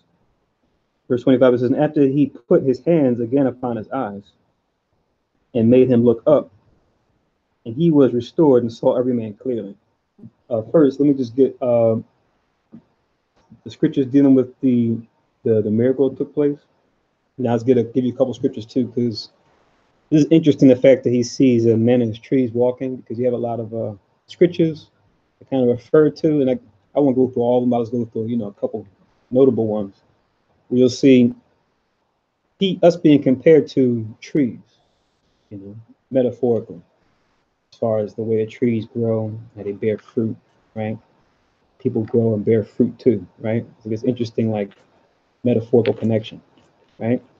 Between how trees manifest and how we are supposed to manifest, especially when it comes to not just us as people, but even what we believe, our doctrine, that guides our decisions, right? That determines what type of tree we're going to be, in a sense. The fact that he saw men as trees walking, it kind of has, that symbolism, before he looks again and then sees, people as you would normally see them, like we see now. And you see that throughout the scriptures, as far as people, nations of people being referred to or being compared to trees, among other things. But you see that a lot. Before I pull verses, did you want to say something? I was going to say that as we can see, the fact that the man can identify when he did the first time he spit on his eyes and he see men walking the street, it's like the man had used to see before. not like the man was born blind, right? So that's how he able to recognize men walking as trees before his eyes fell. Good point. So when his eyes fell, and then he went after he went to total blindness, then he can't see at all. So when he did the first time, right? He restored it to the point where before his eyes fell, and then he did it the second time, then he can see men clearly. Come. That's a good example of the implicit things in scripture, right? That wasn't explicit, but it's implied. You read it and consider it, like the comment he just made. And another comment also on that, you see that Yahushua, instead of telling other people to do it, he pretty much held them by the hand, a blind man, right? And then the pound. So that shows humility, right? That shows humility on his part, just to give him confidence, right? And raise his expectation of Yahushua, right? Instead of employing somebody to do it, he himself hold the hand of the person. So just to show the humility that he has, he's not seeing himself as bigger than anybody, right? He just put himself on the level to serve them. Come. There's another thing too. I thought you were going to mention it. But the fact that he took them, to go along with what you said, he took them away from everybody. So it's not like charlatans, people who want to, gain glory for themselves, who will do something like this just to get notoriety, Like, oh, wow, look at what he did. He did it like he went off to the side. He took them outside of the town, right, so that they wouldn't be witnesses, so he wouldn't get, draw attention to himself like that, so for like vainglory. Someone had a certain ability. Most of us now who have, don't have the character that Christ has, we want to do it and get some kind of notoriety or fame for it. Oh wow, he was able to do this. And you're like, yes, I did this. But not him. He took them away from the people too. And imagine, think about it. Would you go downtown in Tennessee and you see a man blind? He's not all that clean. He's not, and then you take him by the hand and walk with him. Imagine if you are at this present time, would you do that? Because it's the same picture that you implied the outside did. Yeah. Sometimes in the I ain't touching him. Mm-hmm. The outside didn't do that. Right. Take them to the pier, right? Away from where everybody's at. Not like in the market, downtown market where everybody's, can see. That comes up a lot when you read the miracles that Christ does, as far as not only what he's doing and how he's doing it, but the why he's doing it, his intent, his motivation behind it. You got to have that amidst everything. Otherwise, you miss the whole picture. You miss what matters most. But to link with this, let me write down this verse.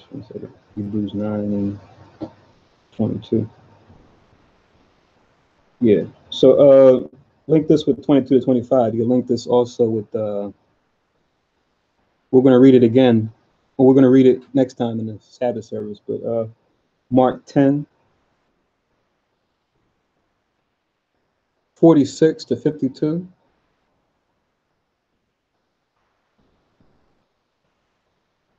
This is going into a certain brother who was blind that was healed too. His name was Bartimaeus. But we'll read that next time we do Mark. You'll see that story there too. If you can read it now, kind of get the heads up. But also you can just write down as far as the prophecy showing that the Most High would give sight to the blind, and then we see him using Christ to do it. You can write down Isaiah 61. Isaiah 61 verses 1 and 2.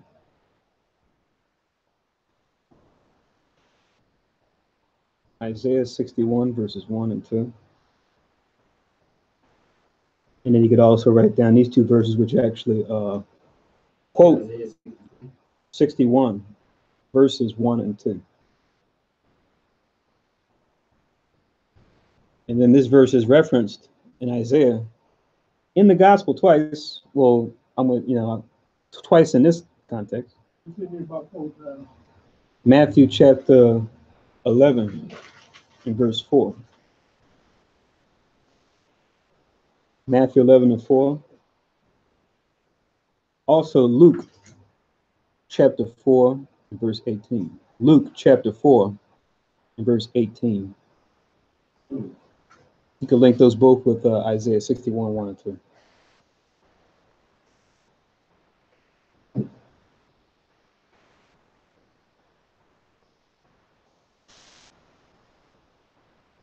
Says he would do many things, but within that list, when you read in Isaiah, giving sight to those who can't see, he's fulfilling that prophecy there. When we talk about Christ, he fulfilled the law. No, he fulfilled the prophecies written of him in the law. That's a better way of saying it. So people in the world say he fulfilled the law. They're saying something else. They're saying, yeah, when he was crucified on the cross, the law died with him. Therefore, don't have to worry about keeping the commandments anymore. Just believe. Whoa, say that again. Last 4 words you said? Just believe. Don't have to worry about keeping. Go back a little bit further. Don't have to worry about keeping the commandments anymore. Just believe. Faith without works. What about the covenant and the law? Because those are 2 different things, right? Well, covenant is part of the law. Yeah. Covenant is the contract. Right. The agreement. We'll talk about To this keep during it. break. Because that was part of the conversation I was going to get into. I got to keep the paper with me. When Okay. we finish this, break time. I won't be over. No problem. So I got somebody to talk about. And gave me some phrases, verses out of the Bible. You read that one, I'm like, whoa, where you get this from? Out of the Bible. Come. So let's talk about it. Mm-hmm. So to link with verse 25, I'm sorry, link this with verse 24. This is 325. The last verses I gave were for 22 all the way to 25, the whole thing. Yeah. But now for verse 24, I'll give you 3. All right, what verse do you on, sir? This is linking with verse 24 about men as trees walking and the symbolism that's there. I'm just giving you a couple verses where you'll see us being likened unto trees or being compared to trees. You can just write down Psalms chapter 1, verses 1 to 3. 1 all the way down to 3. One or what? Is this what verse 25? Toward verse 24. Why are you going back and giving rules? I'm pointing to something more specific. This is just dealing with men as trees walking specifically. Once you give it to us while you read, you say, I'm on 25, and you over to 24. Am I right here going back? No, the previous one links with 22 to 25, that whole section. Now I'm just pulling a link to something specific within the section. All right, go ahead. If you like, I can go from specific to general. But I would have jumped to 24, then read the whole thing second. I thought that might be more confusing. No. It's like, somebody see, y'all wrote down this, now you going back to that verse. Like when I'm reading from 1 to 5, number 2, I'm going to give you the precepts. Number 3, I'm going to give you the precepts. Number 4, I'm going to give you the precepts. Number 5, I'm going to give you the precepts. I go read from 1 to 5, and everybody wrote down. Now go back to number 1 and give me the precepts. Yeah, I don't wrote that down, and you're going back to 22 to 25. Why you get to 22? Give us 22 verse. Well, whatever. 23, give us those. 24, give us those. 25, give us those. You do the whole thing, which is cool. And then you go back to tell them, they go to verses today. Give it to us while you read it.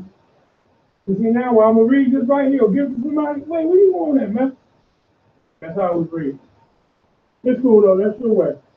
That's where the swordsman's code comes in. Hit the point first, hit the general sense, and elaborate second. That's your way, man. Whatever words you use. I mean, that's where the scriptures work, because you could link up an entire verse, but then you could also make a link with just a part of a verse too, that you had there. Because certain verses have a lot of stuff in them, but then you might be one part of one verse that you want to link up with something. That's what you're doing. Well, it's just It's all right, it's the spirit. I mean, that's just how you can link up the scriptures. All right. That's your spirit. They all have the same spirit you have. Well, that's unfortunate, because if we don't have the No, same it's spirit, I unfortunate. mean, you have a different soul, but if we don't have the same spirit of Right. Christ, There you go. There you then we go. got a problem. No, I got no problem. It just seems like when you read something, give us a verse to that. Don't let us read 5 or 6 verses, then you go back up there to number 1. Well, I can't say anymore why I did what I did. So that's No, that's okay, why I we did got it. to. That's why I did it that way. All right, go ahead then. I'll stop writing. So you could also link with verse 24, Jeremiah chapter 11 and verse 16.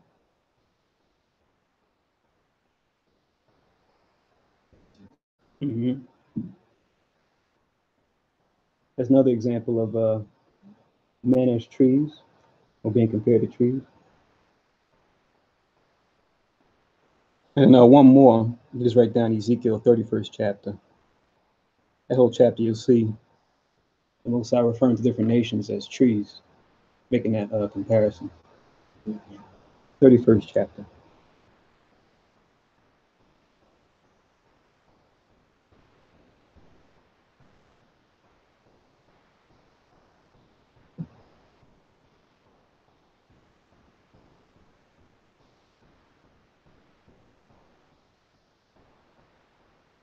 So now, just to show Christ's humility once again in verse 26, it says, and he sent him away to his house, saying, neither go into the town, nor tell to any in the town. Don't make a big show out of this personal miracle that I did for you, right? He would tell people this, as we see throughout the Gospels, and they wouldn't hearken unto it, right? Because if you got your sight back, something as amazing as that happened, as much as you want to keep a lid on it, it's like, oh, everybody, look, I can see, I can walk. Christ did it for me. Look, he's over here, I didn't read it, but Oh, hey, Shalom. Shalom, Elder. Shalom, Israel. Psalm 1. What is it again on Avia? Oh, verses 1 to 3. The end of the bar.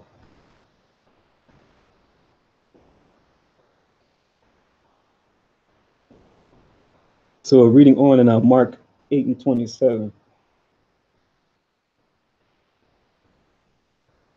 It says, and Jesus went out and his disciples into the towns of Caesarea Philippi. And by the way, he asked his disciples, saying unto them, who do men say that I am? Right? He's asking them, talk of the town. Who do people say that I'm supposed to be? Right? Are they acknowledging that I'm the Son of the Most High, or they think I'm somebody else, or they think I'm just a fraud, or I cast out devils by the prince of devils? What's the issue? And they answered, John the Baptist. Remember, as we read before, as you read in the Gospels, that he was put to death, right?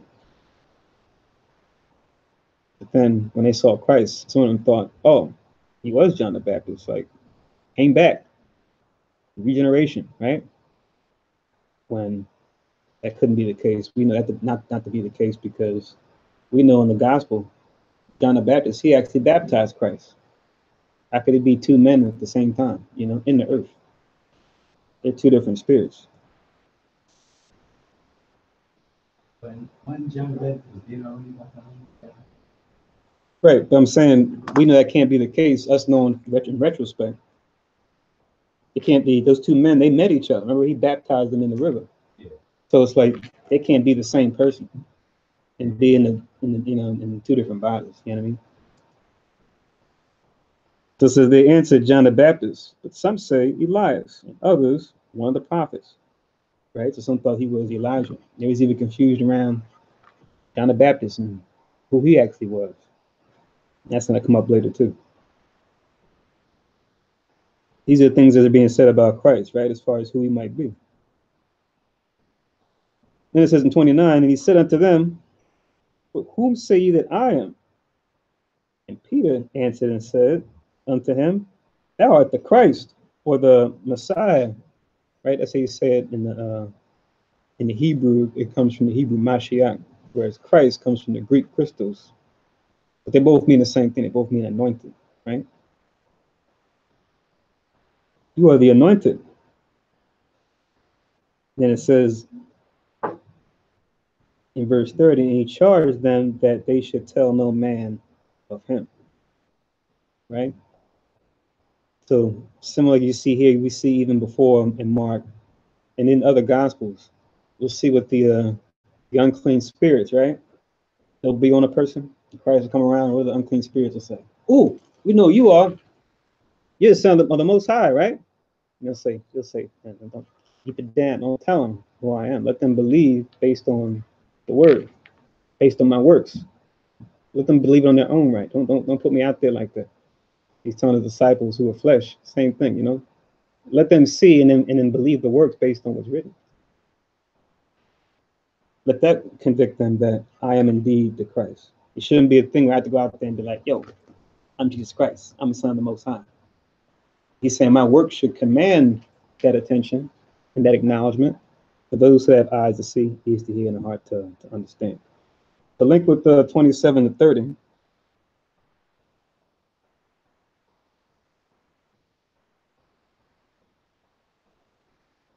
You could link Matthew chapter 16,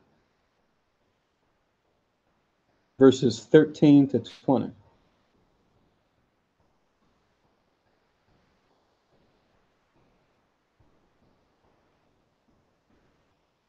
That one goes into a little bit more detail. He says, "Who do people say I, the Son of Man, am?" That's a verse like to use to show Christ is the Son of Man, because he says it himself. And he tells Peter says, "You are the Christ," and then in Matthew 16, the same instance, it talks about Christ's response to him, which is, flesh and blood had not revealed it to you, Simon Bar-Jonah, etc. and so forth, right? So the Spirit alone revealed it to you, not flesh and blood. So Peter had eyes to see, ears to hear, a heart to understand that he was the Christ. See at Matthew 16, 13 to 20, can look at them. With 27 to 30. Reading on in 31, it says, he began to teach them, the Son of Man must suffer many things and be rejected of the elders and the chief priests and scribes and be killed, and after 3 days rise again.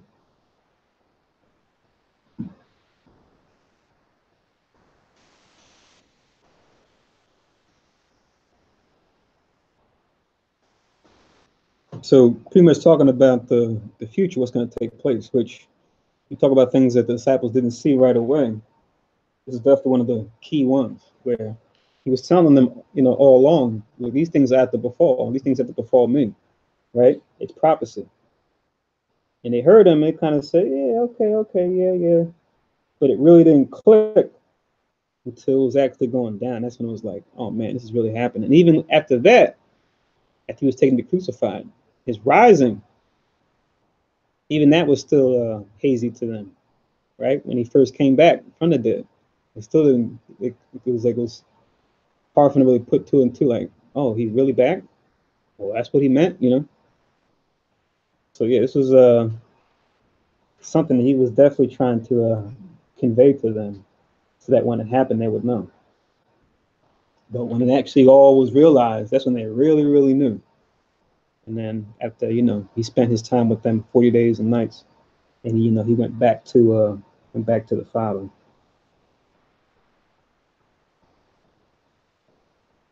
But let's read on. It says in 32, and he spake that saying openly, and Peter took him and began to rebuke him. When he had turned about and looked on his disciples, he rebuked Peter, saying, "Get thee behind me, Satan. Thou savorest not the things that be of God, but the things that be of men." Right? So now he checked Peter, but not so much Peter, but the spirit that was on Peter, because the spirit that Peter had to say, no, such a thing won't happen to you. You'll be fine, right? We won't let that happen. He acknowledged that as the spirit of Satan, because It was going against the will of God, which Christ knew what the Heavenly Father's will was for him in the earth, was to die for the nation. See, on a carnal level, we may say, well, that's not, how's that evil? Peter was looking out for his brother, right? He didn't want something bad to happen to him. Why is that mean? Why is that evil? It just shows the level that Christ was on when it came to the knowledge of the Most High as well. Even though it meant certain peril for him, pain, suffering for him, he still acknowledged that what? That's a spirit of Satan because it's going against the Most High's will, right? Which is sin. Anything against the Most High's will for us, which is his commandments, is disobedience, sin, transgression, right? So for Christ, that's something that was a commandment that was for him. Die, to be that sacrifice, like you were reading earlier. Without the shedding of blood, is there no remission. He knew that was the role we had to play, as that lamb without spot or blemish. He will be that lamb for the nation. Before I read on, you had a comment, Papa? But also notice that Peter took him aside.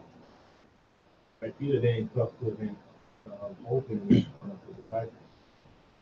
He was speaking, and Peter took him aside. Oh, you can't. Don't say this. Then he turned around and looked at the other disciple that was standing there, and he rebuked Peter openly because Yahushua did nothing in secret. Mm-hmm. Right? So just to stop any suspicion, because he just speak, and then you pull him to the side and went to tell him something on the side. Yahushua said, "Nah, that ain't gonna go down." So he pulled him on to the side and said, "Yo, can't be talking like that.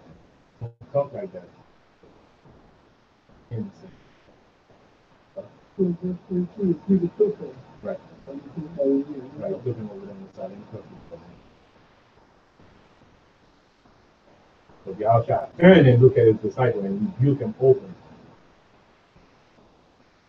So meaning Peter was talking to him on the secret side, but he rebuked him openly, based on what Peter was saying. So now everybody can hear. The disciples that was here can hear. Come. More implicitness, right?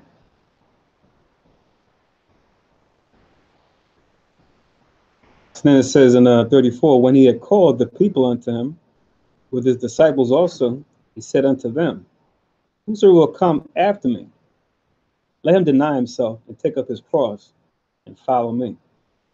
Right? So him knowing the future of what he would have to do, right? And what they had to do to follow in his footsteps. Go to take on his suffering, as he would take on more than us all. We at least had to take on a portion of that to be considered disciples of his. And we see the expression, bearing your cross, comes from a literal thing that he actually did. That symbolically represents the burden of following righteousness in a world full of evil. I walk through the valley of the shadow of death, I shall fear no evil, but thou art with me, right? We all know that song, right? Sure, we probably heard that in the world coming up if we were a Christian household. Everyone talks about the Psalms 23, Psalms 23. Psalms 23 holds so much more meaning when you know the truth. So yeah, so taking up the cross, not saying literally we're all going to be crucified, even though some disciples were crucified, because many disciples died martyrs' deaths. But he means it figuratively here. Like you said, we knew that he would actually carry it. We're going to read that later on in the gospel. But now that metaphorically takes on or figuratively takes on the meaning of like bearing this burden of righteousness, right? But he tells us, like in other gospels, my yoke is easy, my burden is light, and you just believe and trust. I'll give you the power to overcome it, no matter how bad it is. It says 35, some more important words. Of course, it's Christ. Whosoever will save his life shall lose it. But whosoever shall lose his life for my sake and the gospel's, the same shall save it. So if you're put in the situation, right, not to say you just, give up on life as a whole and just say, Lord, take me back. I don't want to even be here. Well, that's not a evil desire per se. As we know, Paul even talked about that. I have a desire to depart to be with you.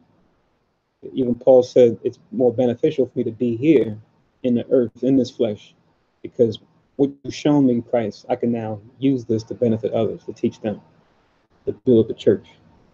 This is more so going into you now being questioned, like, are you one of those Christians? Do you believe in that Bible, right? As we see now, it's frowned upon to take any stance religiously or take any type of conviction that goes against the status quo of the world, right? We see it even back then too. That should tell us also that the Christianity today can't be the same as the Christianity back then, because clearly being a Christian, that was like you were an outcast. You were like on the fringe. You know, you were looked at as like an upstart, someone of those trying to potentially overthrow the powers that be, right? An enemy of the state, right? That was not a label that you would want on you. We're going to see certain disciples in particular be tested, right? So we just need to read what Christ is saying, just learn from what they did right and what they did wrong, so we can make the best choice. If we're compelled to, deny what it is that we know, deny what it is that we believe, right? The commandments that we keep, not be ashamed of those commandments that we keep because of the world, family and friends, associates that are in the world. We're going to be put to the test on short examples, maybe even big examples, to see where your love is really at. Are you trying to please men or trying to please the Most High? So he says, whosoever shall save his life shall lose it. Whosoever shall lose his life for my sake and the gospel's, the same shall save it. So if it comes to that, right? If you're being compelled to give up, house or lands or such and such for my sake, then you do it. He says, I'll reward you, manyfold. We read that in other gospels, and we read that previously in Matthew as well. It says in 36, what shall it profit a man? He shall gain the whole world and lose his own soul, right? Because in the end, what's it all worth? If you know this world, the fashion of this world passeth away, this world is only temporal. If we read in Ezra's, Esau is the end of the world, Jacob is the beginning of it that followeth, right? Oh, we're going to hold on hardcore to this setup anyway. No, you still build for this life. You don't know how long Christ's going to be here. But if you're compelled to give up anything you may have accumulated for yourself or for your children to come after you, right? To put your chips where it matters most, which is what? Trusting in Christ. Because, like I said, you are compelled to give up things that you may have in this setup. If it gets that bad before Christ comes back, you're going to get all those things back anyway. But in the meantime, if you're not, under that fire, then yeah, build as if Christ will never come back in your lifetime. So you want to take both those things into account. Like we always say, operate day by day as though Christ come back any moment, but plan for the long term as though Christ will never come back in your lifetime. Keep those two ideas in your mind. You'll never be caught off guard. And you'll never lose patience. You'll never be surprised if Christ comes back. And at the same time, as far as the future is concerned, when Christ does come eventually, if you're still alive, you'll be ready anyway. So this question, we see it asked a lot. What shall it profit a man if he gain the whole entire world, but then he loses his own soul? What shall a man give in exchange for his soul? We know when it comes to power, right? Levels of power, right? What we're talking about, money as a form of power, resources as a form of power, or land or water as a resource. We know what goes even beyond that is the people themselves. What makes a person? Their soul, right? No power like people power. Even in the world, they say there's no resource like the human resource, right? They even say that in a carnal sense. And now we know that it goes deeper with the scriptures as far as the value that your soul has and what it means to actually keep your soul, right? Or how it is that one possesses their soul. You can just link this with verses 36 and 37. You just write it down.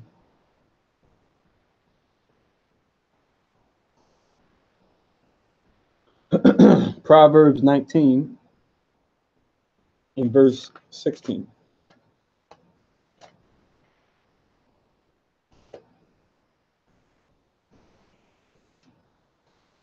I like this one because we hear this come up a lot. People talk about, people that are famous in Hollywood, how they sold their souls, all types of videos on YouTube talking about it. You read this verse, you get some real understanding, which is, did they even have their soul to begin with? Did they even have it to bargain? It is levels of wickedness, no doubt, but did you have your own soul to begin with? You were in the world before we even got into Hollywood, whatever they call it now.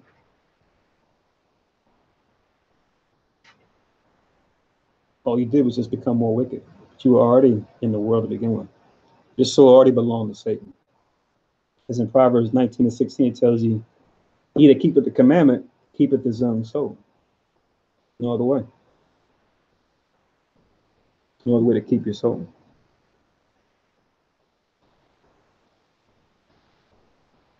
Here, you can just link that with 36 and 37. I'll read 38. What I'll do is I'll pull a link for this whole section as far as we will read the same conversation in the other gospels, and I think I saw a hand in the audience. So 38, it says, whosoever therefore shall be ashamed of me and my words, that's what I was talking about earlier, in this adulterous and sinful generation, so look at that, even the times we're in now, of him also shall the Son of Man be ashamed when he cometh in the glory of his Father with the holy angels.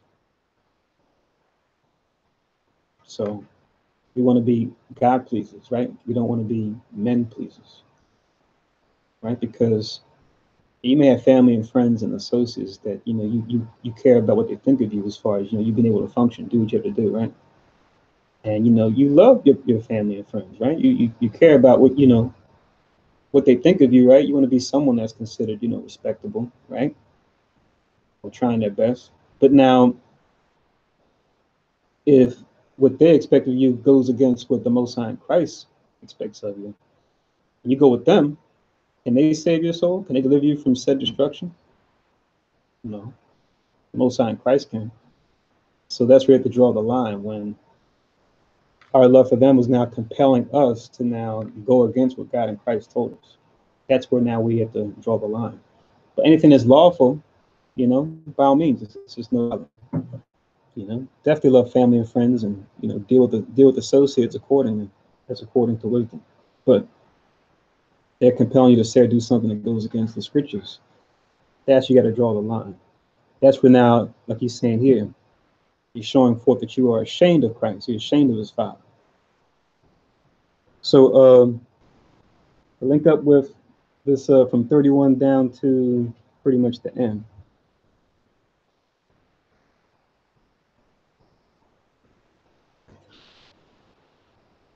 So 31 all the way down to, actually all the way down to 9 and 1. We'll see when we come back from the break.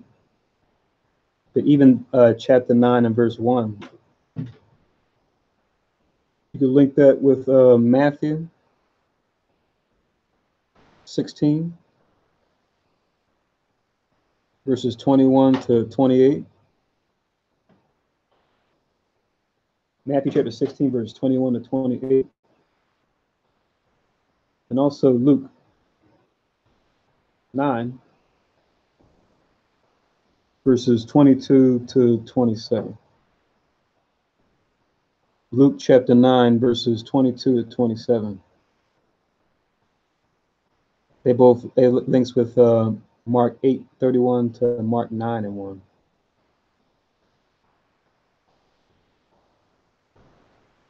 It's pretty much the same conversation.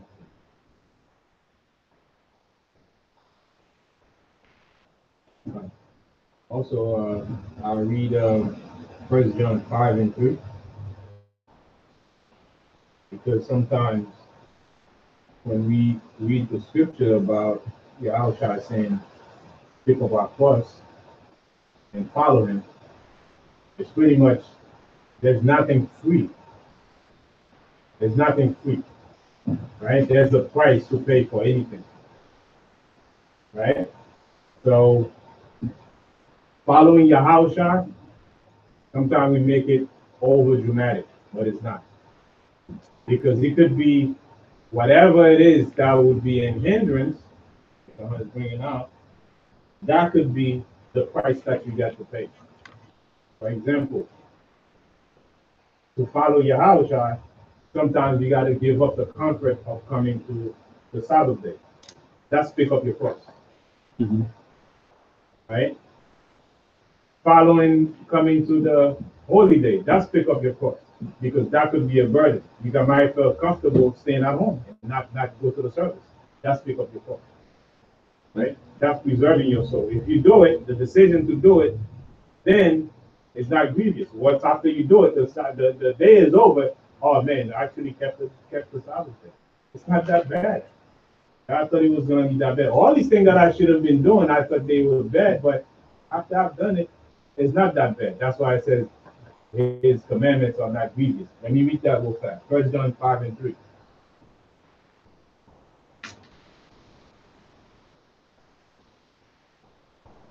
First John 5:3. For this is the love of God, that we keep his commandment, and his commandments are not grievous. So anything that's gonna stand in our way for keeping the commandments of God, that's the price we gotta pay. It might be just a decision you gotta make. That's the price, but it's not that dramatic. And sometimes we can make it, dramatic as if, man, I gotta give up everything. I gotta give up the money I have. I gotta give up that job. That's not how it goes. Right. Right? If the job is getting in your way to the point where you're breaking the law, you're mistreating people, you're not keeping the law the way you're supposed to, then maybe you gotta let go of that job. That's gonna be the cost that you have to take. That's the decision that you have to make. So it goes case by case for everybody. It's not the same, it's not the same across the board. Come. Yeah, to give up like that on that level, that's a personal choice. That's just something that you can do, as far as just trying to get closer, maybe try to get more fruit to the spirit. You'll see it in the world. People will, might take like a vow of poverty or something like that, right, for a certain period of time. There's nothing necessarily evil about that, but let it be something that's a personal choice. Not like, oh, the Most High forced me to give up everything and, live on the street. No. Like you said, I think it's good to make that differentiation. Sometimes they can overlap, and it's not always necessarily clear. Like, damn, let me just be, a poor person, scratching for, cents. Yeah. Right. Some people make it like, man, I gotta give up everything. Mm-hmm. Right. That's not the case. It might just be giving up, breaking the Sabbath. Right. Sometimes if you're comfortable breaking the Sabbath, then that's your cost you gotta take. So you're gonna give up that, or you're gonna lose your soul. Right. We're going to read that in the next chapter. What we're talking about at that point there. Yeah, it's yeah. Well, let's talk about next chapter because there's some examples we could use in chapter 10. Chapter 9. Cool. So we're at the halfway point. So we'll take a break. We'll reconvene around 13:37, about a half hour. So feel free to stretch your legs, get something to eat. Something doesn't require heat since it's the Sabbath. And most times we will talk to everybody at 13:37. So shalom and talk to you then.